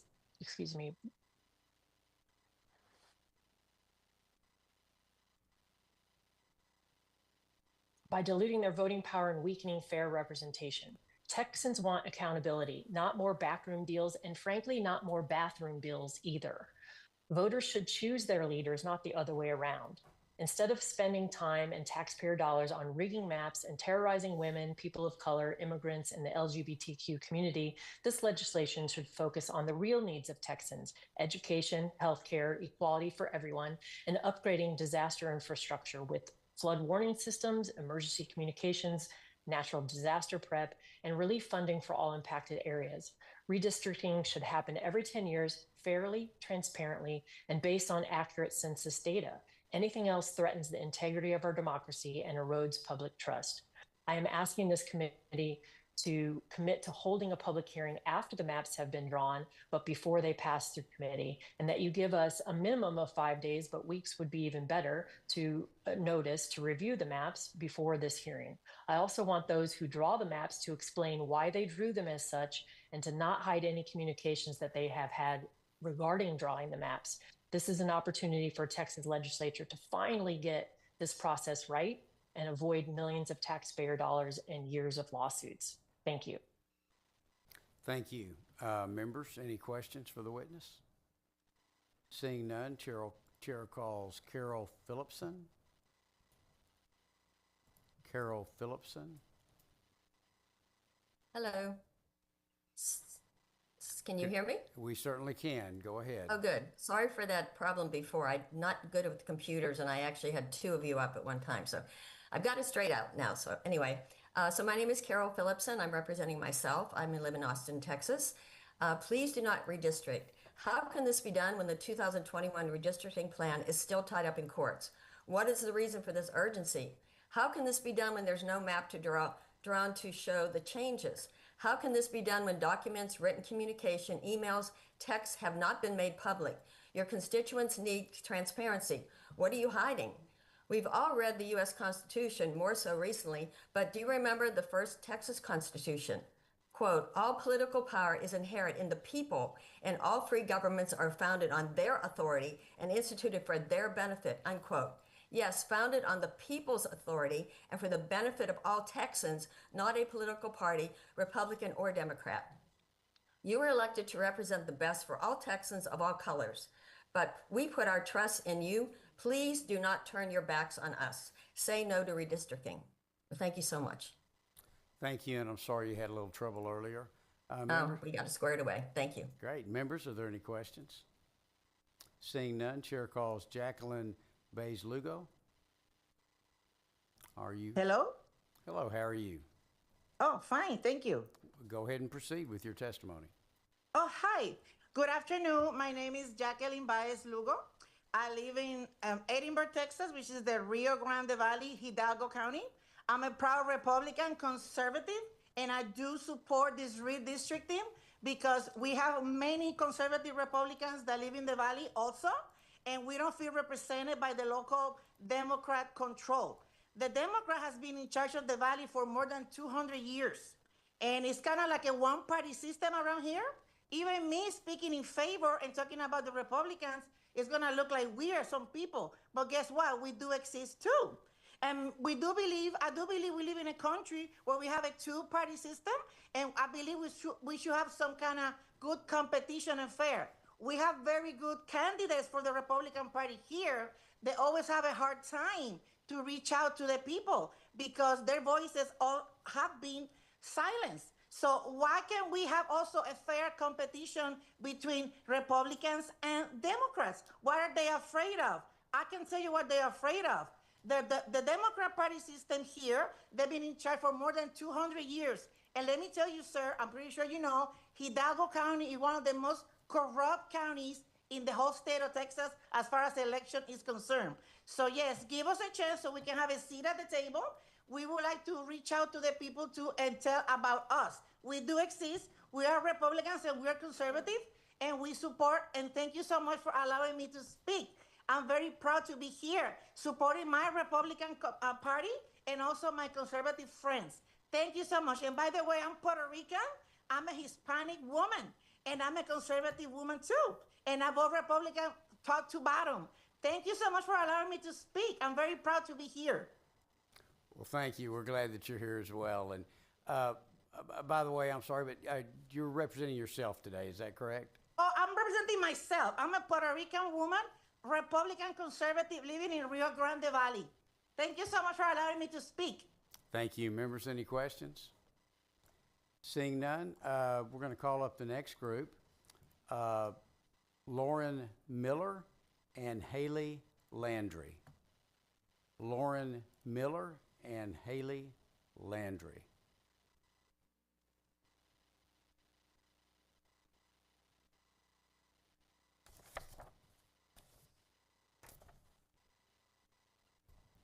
Are either of you with us?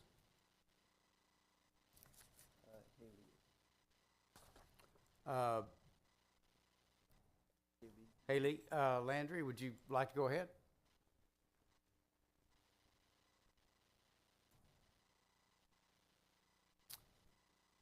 Haley Landry, would you like to go ahead and testify? Hello, good afternoon. Hi, how are you? If you would, just please state your name and if you're representing any organization, and then please proceed with your testimony. Good afternoon, Chair and members of the committee. My name is Haley Landry, and I live in Fort Bend County, District 9. I work in the travel industry, and I'm here today representing myself, but I'm speaking for my neighbors as well. Fort Bend isn't just where I live, it's home to one of the most diverse counties in the country, where you can hear dozens of languages at the grocery store, see churches, mosques, and temples all on the same block, and find neighbors who treat each other like family, even if we don't all look or worship the same. But we've been tested before. During Hurricane Harvey, neighborhoods across Fort Bend flooded, and I saw firsthand how people didn't wait for government aid to help one another. Strangers became lifelines, delivering food, sharing generators, checking on the elderly, and during the 2021 winter storm, it happened again. Because in Fort Bend, resilience isn't just a word, it's a way of life. But that shared strength is at risk when the community is sliced up on a map, even though the proposed redistricting maps haven't even been released yet. So this process feels rushed, closed, and unfair. And we've seen it before where maps divide Fort Bend, dilute our voices, and make it harder for our communities to elect leaders who understand us. When we are divided, it's often the minority groups, immigrant voices, and working class residents that are left behind. Small business owners, recent arrivals, parents working 2 jobs to keep up with rising costs. These are the people who need their vote to mean something, not to be scattered across districts where no one is truly accountable to them. So I'm asking you, keep Fort Bend whole. We want fair, nonpartisan maps that respect the reality of who we are. Don't silence our community for political convenience. Let us choose leaders who reflect our values, not have leaders choose their voters. In closing, please draw fair and competitive maps that recognize the richness of Texas's diverse communities. Stop dividing us for political gain. Keep Fort Bend together and ensure all our voices, not just some, are heard in the elections ahead. Thank you for your time and your service. Thank you for being here today. Members, are there any questions for the witness? Seeing none, Chair calls Lauren Miller. Lauren Miller.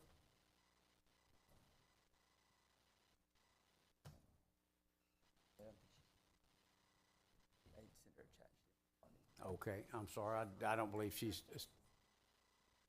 Is it? Yeah, I let her in. I don't know. Lauren Miller? Try one more time. All right. Do we have any? Do we have another?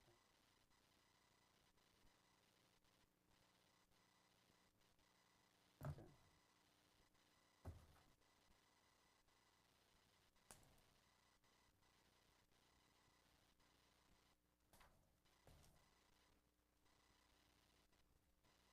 Why don't you ask him if he wants us to wait a few minutes?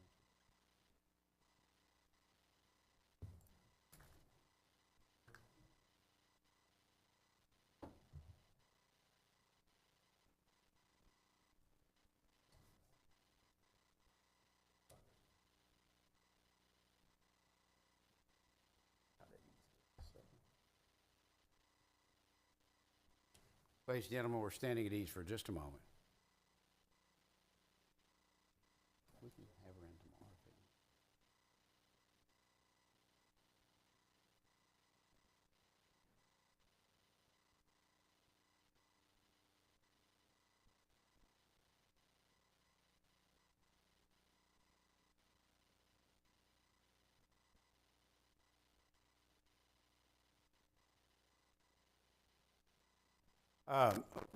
Ladies and gentlemen, and members, there's no one else in the waiting room, so there's no one else still waiting to testify.